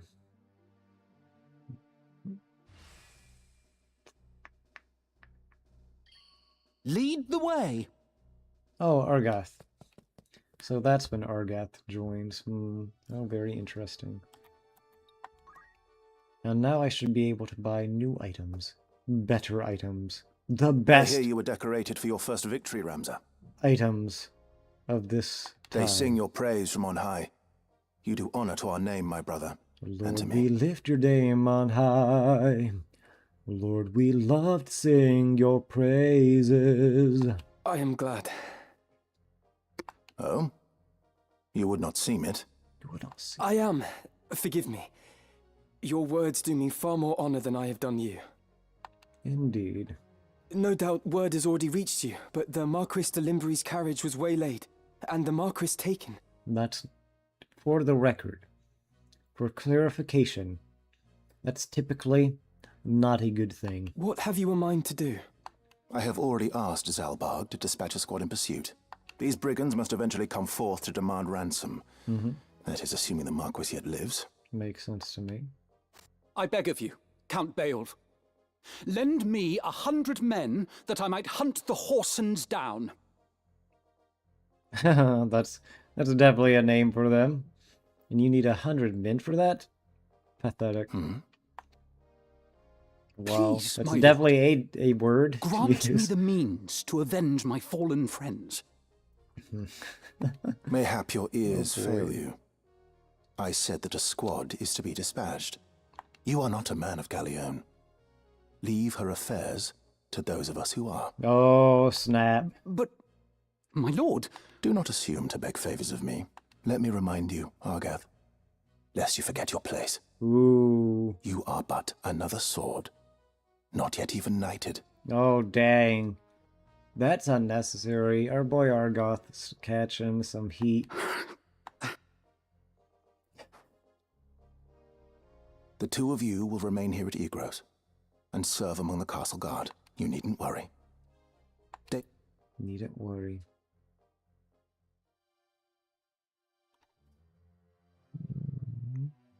My own house was once respected as highly as House Beowulf, you know? Oh, dang, so his house fell. At least, until my grandfather was captured during the war, after his fortress was overrun. Oh, in hopes of saving his own hide, he divulged intelligence about our forces. Positions, numbers, supply routes, whatever it took, he rendered up to the enemy. Oh, wow. Loser behavior right there. Just stabbing his own people in the back. He turned traitor, thinking to buy his freedom with the lives of his friends. Not a good person. But his freedom scarce outlived his honor. He was not a dozen paces out of the gate when the dagger found his back. Uh-oh. Uh-oh. Whoa, it was fast-forwarding there. I set the controller down for a little bit. Ramza, you've come home! See, I have these little expressions here. Oh, okay, when I press certain buttons, Worry it fast not, forwards. my seams have held. I'm glad to see you looking so well, Oh, Delita. Shift is auto-proceed, but it's also what I need Have you settled to in do at my school? expressions. Whoopsies. Yes, Whoopsies. the others have all been quite kind to me. Would that we could speak at greater leisure, but there are duties that require my attendance. Rogues do not catch themselves. But wouldn't it be convenient if they did? Good luck.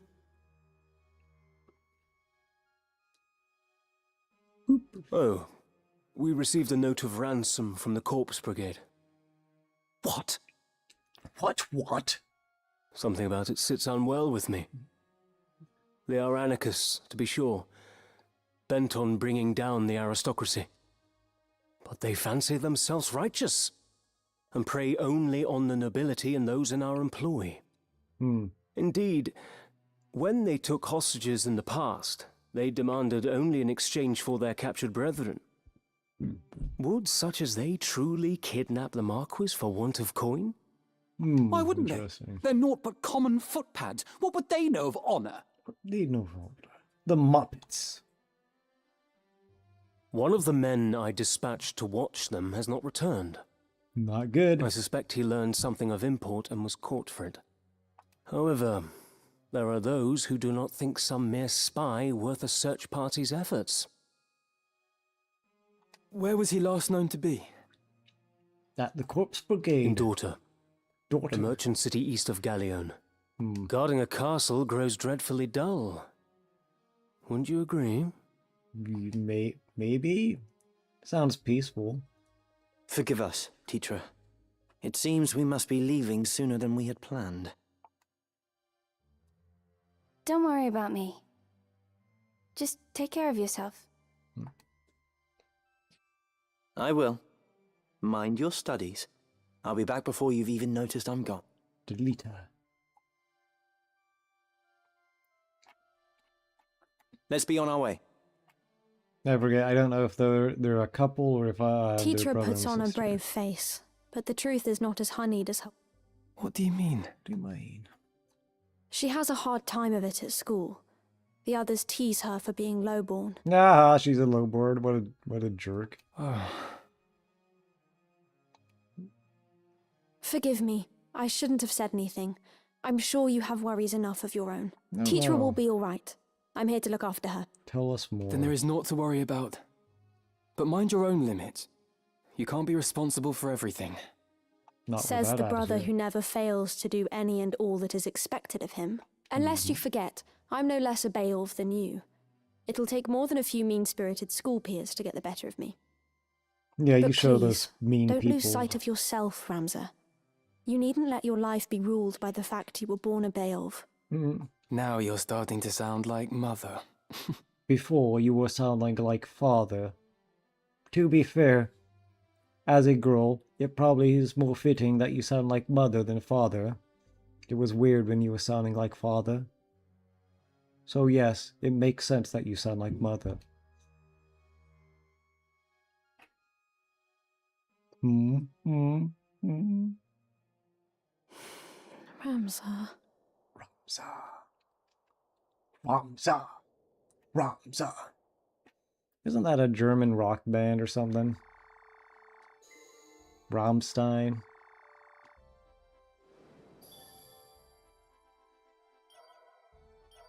Boop, boop. Ah, now we can get some good stuff for these folks. Longsword. So we have broadsword. This is longsword. It's better in every way, it looks like. Oops, that's... Huh. Oh, interesting. So these are like different job classes it can do. So you can... Is it saying you can dual wield these? Or that you can't? Because I thought I tried dual wielding them and it didn't let me.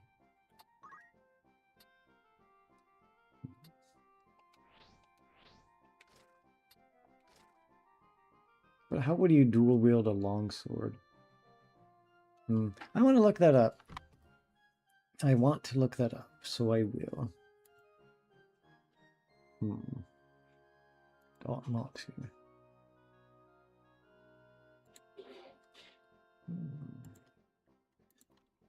And you dual wield the longsword in FF Tactics. Ivalice Chronicles.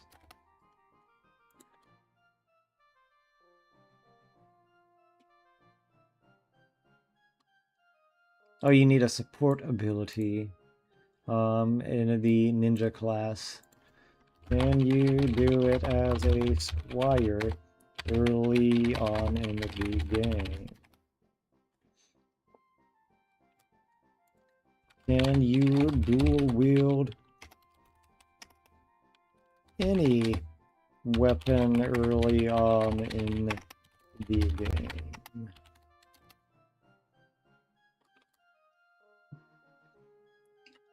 Yeah, this game is so weird. Just, there's so many weird things that you can't do. Let's see. I think it's so many things you can't do unless you have, like, a certain ability. Like, you can't counterattack unless you have counterattack ability. Like, in most games, counterattacking is just the norm.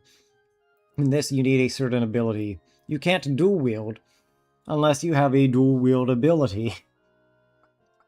In other games, either you could or you couldn't. It's not about the ability, it's about the weapon.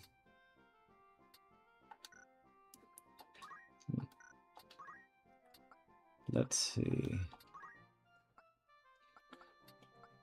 So tired. Can he not wield this? Let's see. No, he cannot wield these. He already has battle boots, so... This is your grand total, most that. Alright. That's what I'm going to be doing for most of these guys. And then I'm going to get them battle boots. This is your granny thing. Because battle boots allow you to move one more step, and that's a very important. Let's see. Yeah, you definitely want that one more movement speed. This is your granny thing. Because otherwise your characters will be left behind and you'll be out of position. This is your grand top, most apps. So without it, you're going to suffer greatly. Was I using them? 1, 2, 3, 4. Darn, I forget if I was using her or him. I think I was using him. May I be of further assistance? Either way, it's super early on, so... Oh, you're here to sell. It's not Are you happy you can't? Super important. Let's see. Oh, we have all this. We have all this. Oh, wow. Oh, Maiden's Kiss cures Toad. That's actually kind of funny. Let's see. Let's go here. On to the next battle! The siege wailed. Okay, sure. Might as well, right? 4 units. Yeah. So Ramza's forced on us. Understood. All right. I'm going for this lady here, right? Yes, definitely. Here I go. All right. Forward. We have our motley crew. Let's progress. And we have 2 guests, Agrath and... Ooh, whoa. I turn it. I keep accidentally skipping the dialogue. They come. They come. You know what? I've noticed they like that line, they come, because that's also in Final Fantasy X2. Pain says that when they fight the giant spider crab. which is a very weird thing that my brain decided to remember. A very weird bit of trivia. But for some reason, it vividly remembers Pain from Final Fantasy X2 saying, "It comes." So something along that line. Let's see. Throw stone. I wonder if I should have music playing in the background. I don't know. That's fine, I think. Let's go. Yeah, if we don't do it. Let's actually move him here. And then we'll attack from the side. Oh, okay, if we can one-shot him, then never mind. Because he's going to be slightly more exposed if I attack from that side. I was going to attack from that side to allow for another attacker on the left side, but if we don't actually need that, then we might as well... I was like, why did he have Rush? But I forgot we got it for free. Oh, nice. Very nice. Yeah, then we might as well move him to the more protected area. Hold this guy back. Again, nothing too much is needed here. Just march our people forward. Let's see.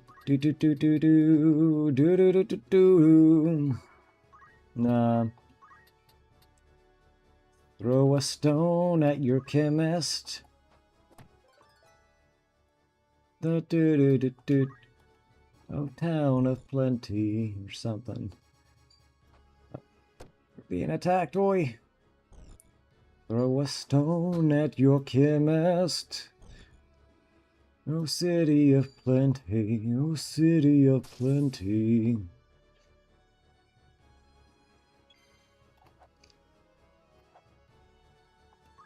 And I don't think we even need to move, we just use the potion from far.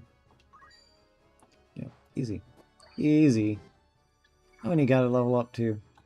We don't need to move, we just sit him here. Let the guests do all the work. I wonder if you could actually just get away with letting the guests do the work if you stay as a support unit and just heal them. Doesn't even seem like it would be difficult.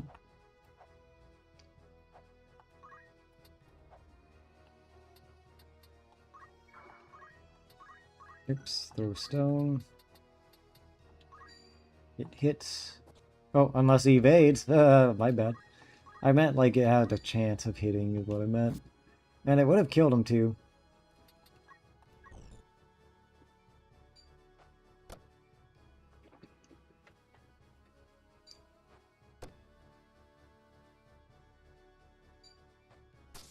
She's getting walloped. Thankfully, they're very, very weak. Man, I've said it before. I'll say it again. Just like the difficulty spike from normal to hard is so drastic. Like this isn't even difficult. Like I understand, again, it's the beginning, but Tactician made everything like so freakishly hard. Oh, I didn't see that guy hiding in the corner there. Also, again, I want to kind of spear. Oh, this is Ramza. Fine, I'll use chant. I kind of want to spear some of the enemies to try to pick up after them.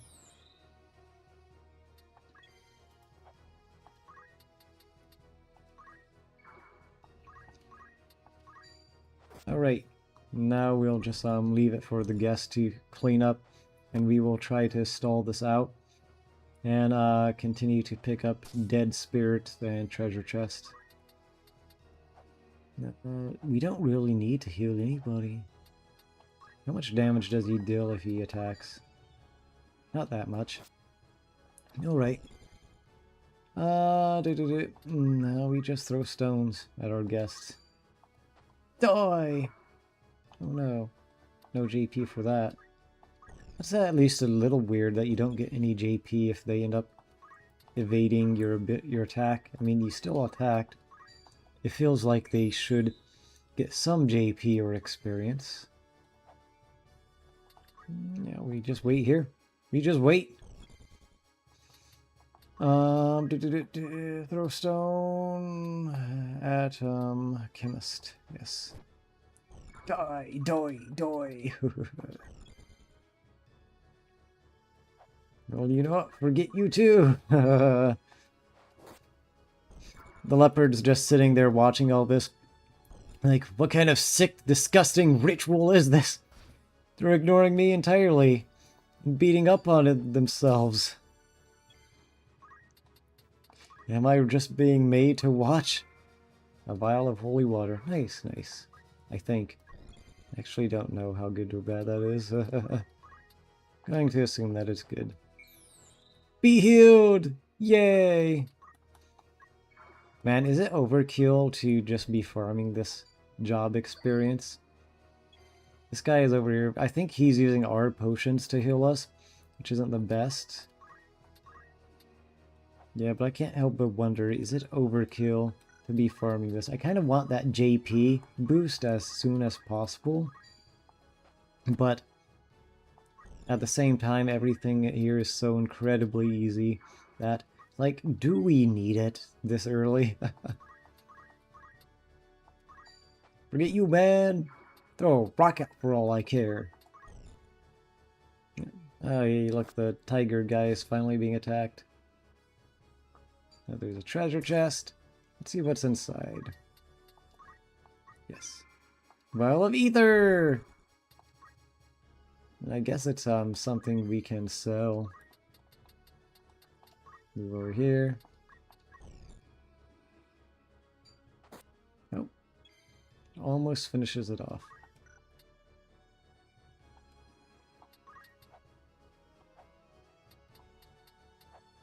I don't think I can stop him. I can move here in hopes of stopping him.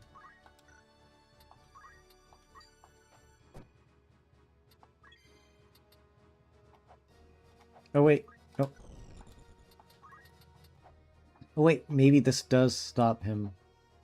Yeah, because he can't attack, presumably.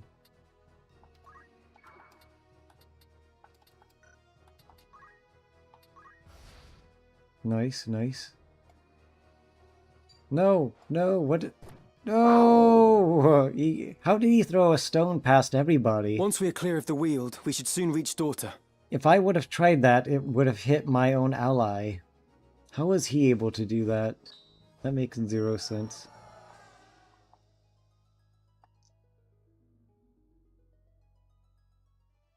That makes 0 sense, chat. Oh, now let's see. We should be able to afford some... Wait.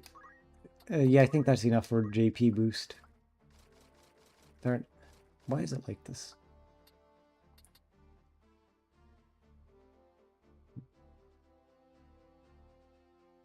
That's interesting. Why does it say a hidden ability to all allied creatures in the neighborhood? Okay. Adds a hidden ability to all allied... Oh, okay, no, I understand now. See, and if we get movement +1, that's big. It's just really good. Let's see. This can be useful. Nope, can't do it. Ah, is he? He's 1 away. He's 1 away, guys. He's 1 away. But he can do this, so that's good. Okay, let's see. Ooh, whoa, she has so much. She has so much. She's so good. Alright. Now we carry on. A door to slums, everybody. Door to slums. Don't skip dialogue. Do not hold the R1 button.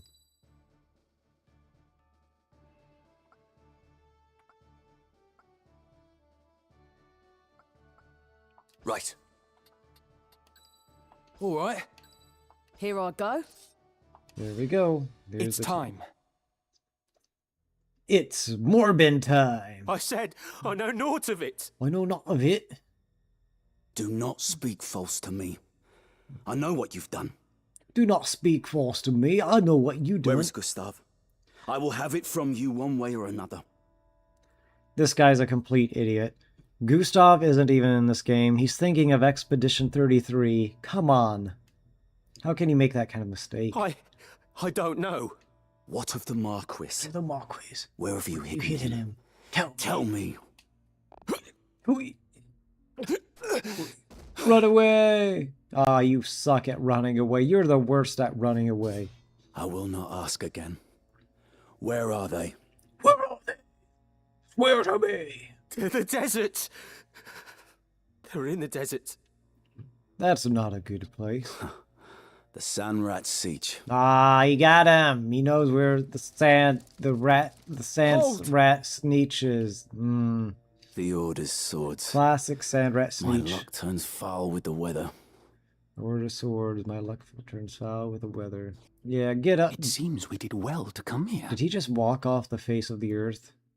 Have I not seen that man before? I guess the earth is flat. You know him, Delita? Well, I'm convinced the earth is flat. I have seen his face. I'm sure of it. Proven. It was... Near the war's end, oi. You'll pardon me my misgivings. Yeah, we're not. But this has not the look of any joyous reunion.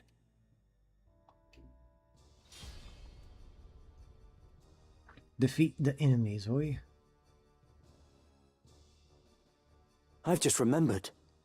That man. His name is Wiegraf. Wiegraf? What a stupid name. He commanded the Dead Men during the war. A company of volunteers assembled from the peasantry. The Dead Men. A stupid name for a band of people. What? But that would make him... What next? Suicide Squad? That would make him the commander of... Aye. The commander of the Corpse Brigade. Commander of the Corpse Brigade. Me then. Why do they have, like, the silliest I shall names? win glory. Yeah, see, he is a squire. Not even a knight. I wonder how much damage magic does, because in tactician mode, it just does... It nukes your characters. Like, you don't even stand a chance against a magic ability in the tactician mode, for the most part.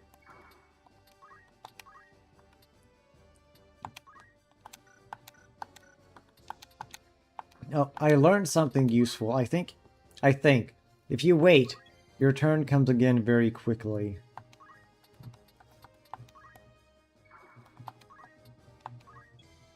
Oh boy. This'll do. Man, they just nuked that guy. Oh, nice. He gets a mithril knife. Here I go. Here I go. My turn. Yeah, see, now he's moving again. And now he can go over to this little pocket corner.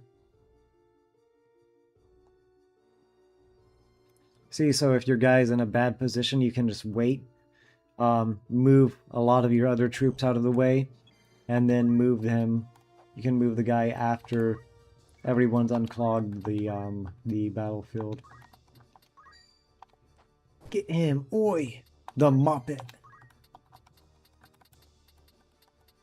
Attack the Muppet. Yeah! Nice job. Did that kill him? Did it get him? Oh no, almost. It almost got him.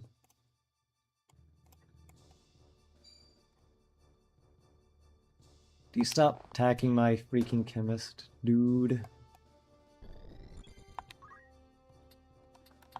Dude, stop attacking my chemist. Doesn't like to be attacked in the face with arrows. A very specific dislike. It's time. But let's see. We're gonna wait. Leave it to me.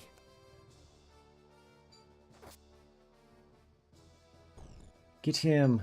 Get him out of the way. Yeah, nice. Dude, they had so much more HP in Tactician mode. That looks like someone's using... Oh, he's guarding. Oh, he'll be using his fire. Oh yeah, they are using aim and fire, both of them. Ooh. It's not lovely. Not lovely at all. Get him! One more time! Nice. You did it. Now you don't want to bunch your people up during this.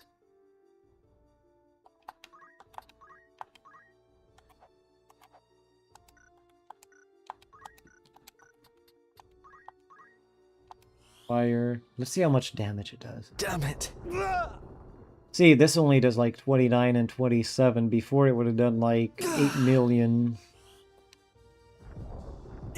Still killed those two. And I did not have any say at all whatsoever what happened to those two because they moved themselves in a very stupid way. Fortunately, I still cannot proficiently attack these guys. It's now or never. I fear nothing. Why are you afraid of nothing? That's such a stupid fear.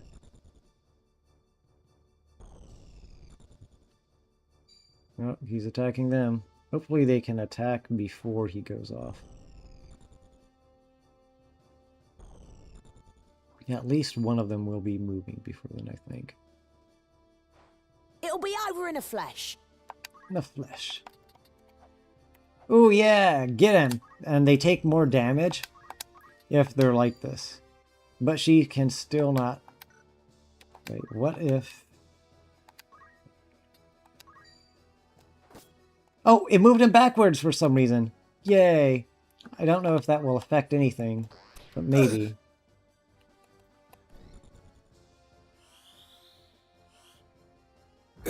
Damn. Okay, attack that guy instead. 41, jeez. Will I pull through? I think it's because of his zodiac sign.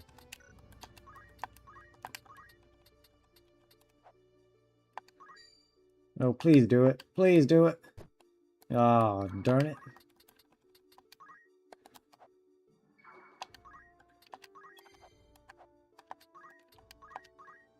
Alright. Heal you back up to almost full.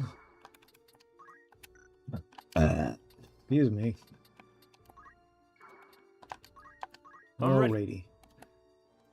Why did he not attack Ramza? That's at least a little bit weird.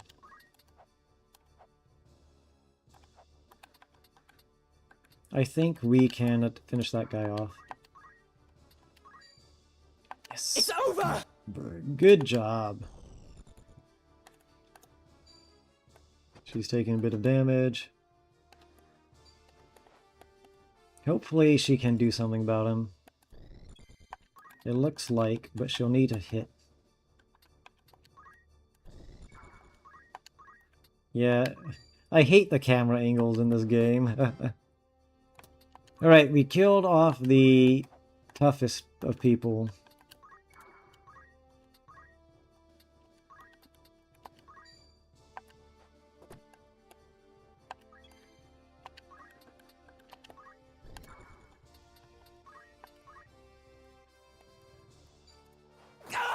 It is a bit weird how he completely ignored Ramza. I don't understand that, but I also don't mind it.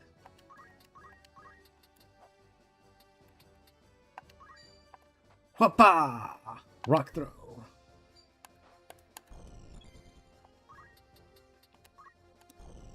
Yeah, I think we'll be able to save Ramza. Take this! Oh good, he's aiming.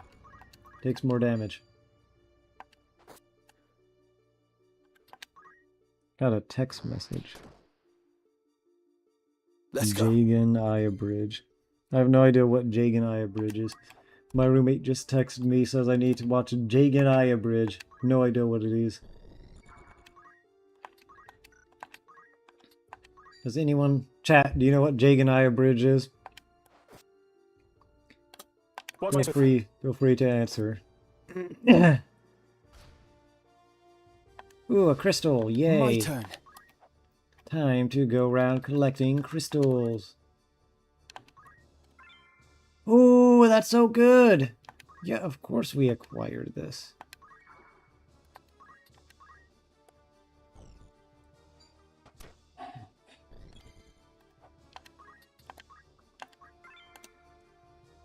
Nice.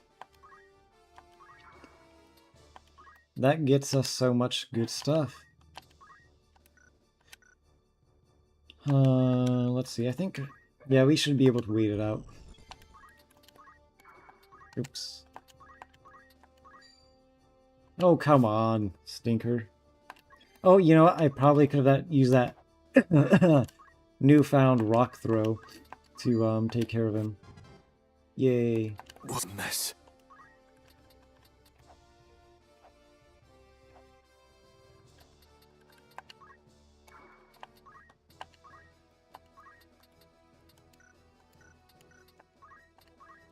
Alright. Just goes around stinking guarding all the time.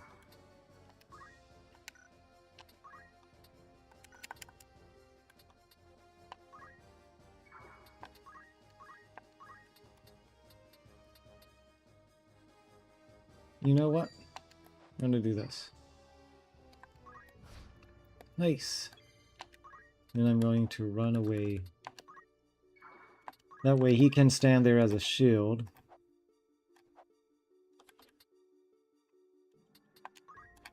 Someone just disappeared. It's time. You're going to wait. Leave it to me. You're going to wait. Will I pull through? You're going to move closer. Right then.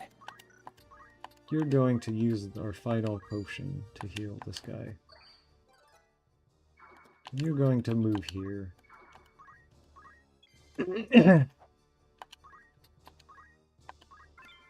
Oh, a rod. Nice.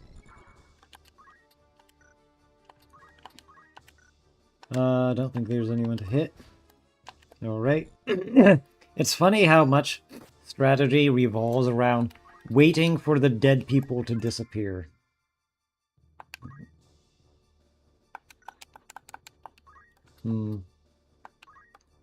I guess that's useful.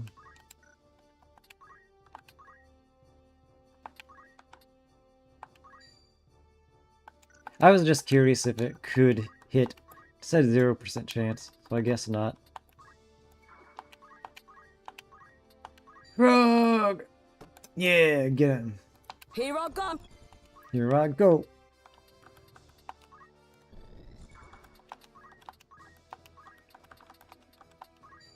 Oh, it has a chance to hit. Very nice. Oh, he's not dead yet. Nice, nice. Oh.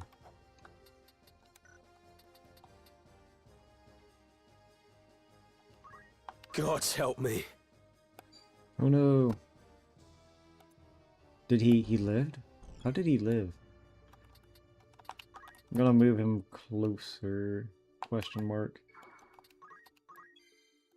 I'm gonna wait. My turn. I'm gonna wait. What do now?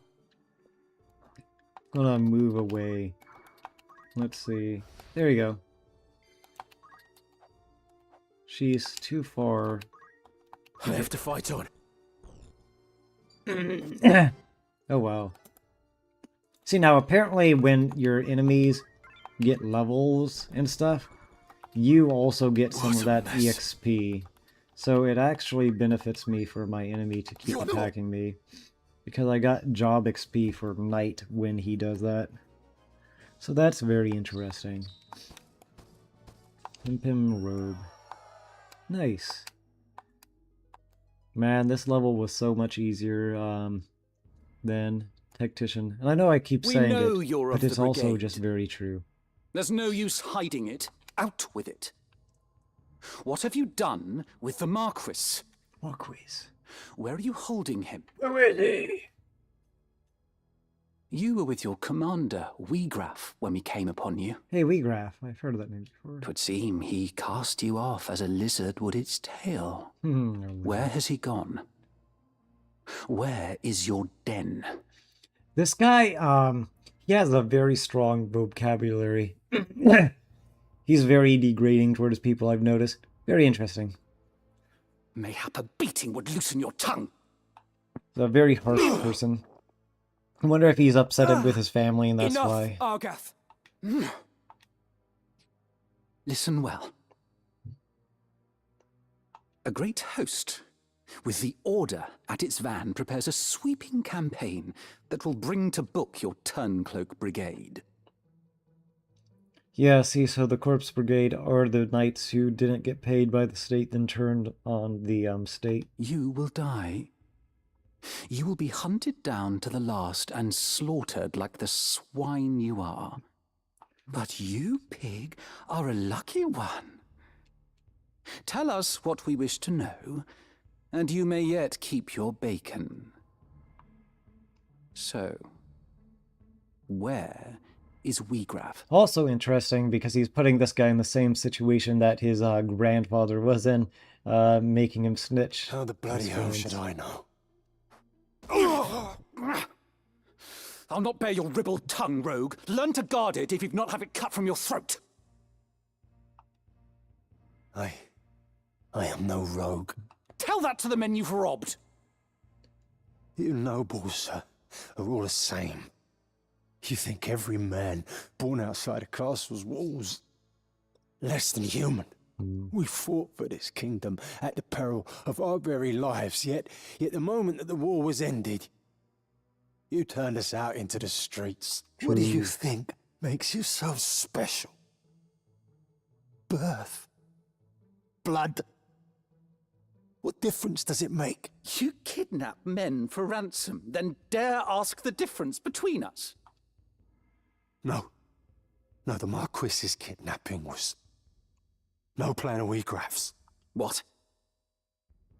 He would never hold a man for ransom. Such a lowly act. It goes against all we believe in.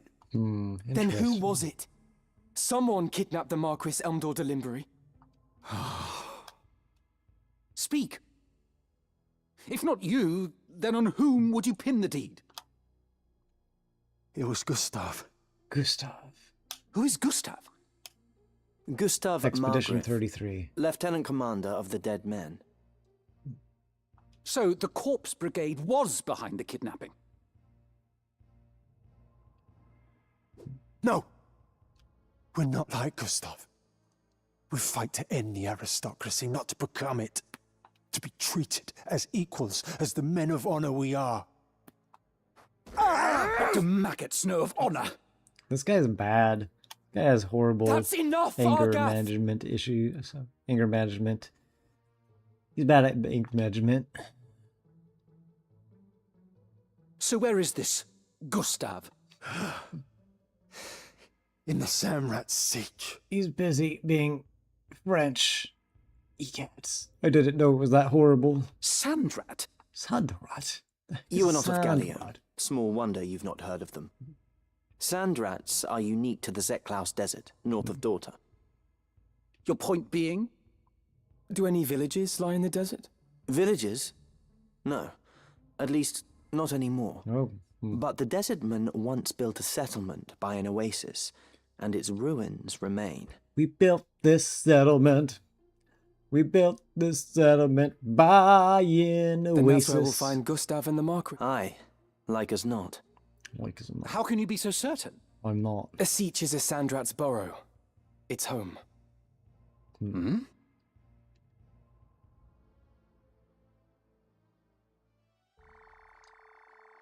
Alrighty, interesting. Well, I think I'm gonna wrap it up for today. Today was fun. Got to watch some videos and play some games. Got back to just about where we were on tactician mode. Let's see, how do I do this? Oh, Need options. something? What do you want? Yep. Oh, look at this. This is cool. Got back to where we were on tactician mode, but on normal mode.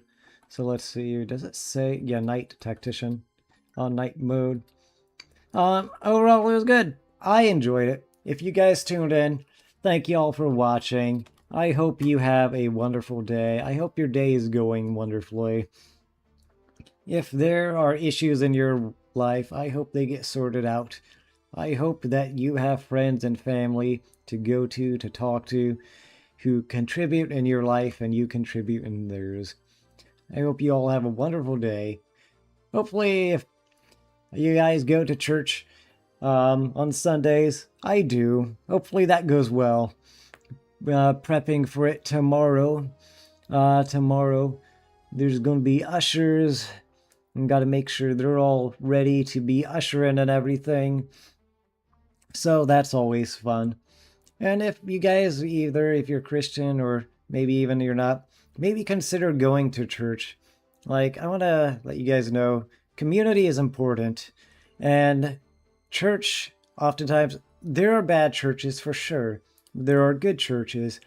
And, you know, you're going to find the sick at hospitals, and you're going to find sinners at church. But there are people looking to be treated. And people looking to become more like Christ. So have mercy, have patience, even on those who might stir up drama. Be a voice of reason, but maybe try a church. Maybe try to get to know people, because even churches, I find even churches that aren't all that great, you'll still find some really good people in them, and you can find friends and people who will be your family. And, you know, maybe y'all get to know Christ more, God more. I know there are a lot of people who are interested in God, interested in Christianity and religion, and it's a good way to know. And just remember that these are people too, people looking to become better. And sometimes, in the pursuit of becoming better people, people do become a bit of snobs. They do have a bit of a high horse about them. But it shouldn't be about that. And again, you'll inevitably find those people, but try to find the good ones as well, those who are humble, because in Christ we're called to be humble and meek.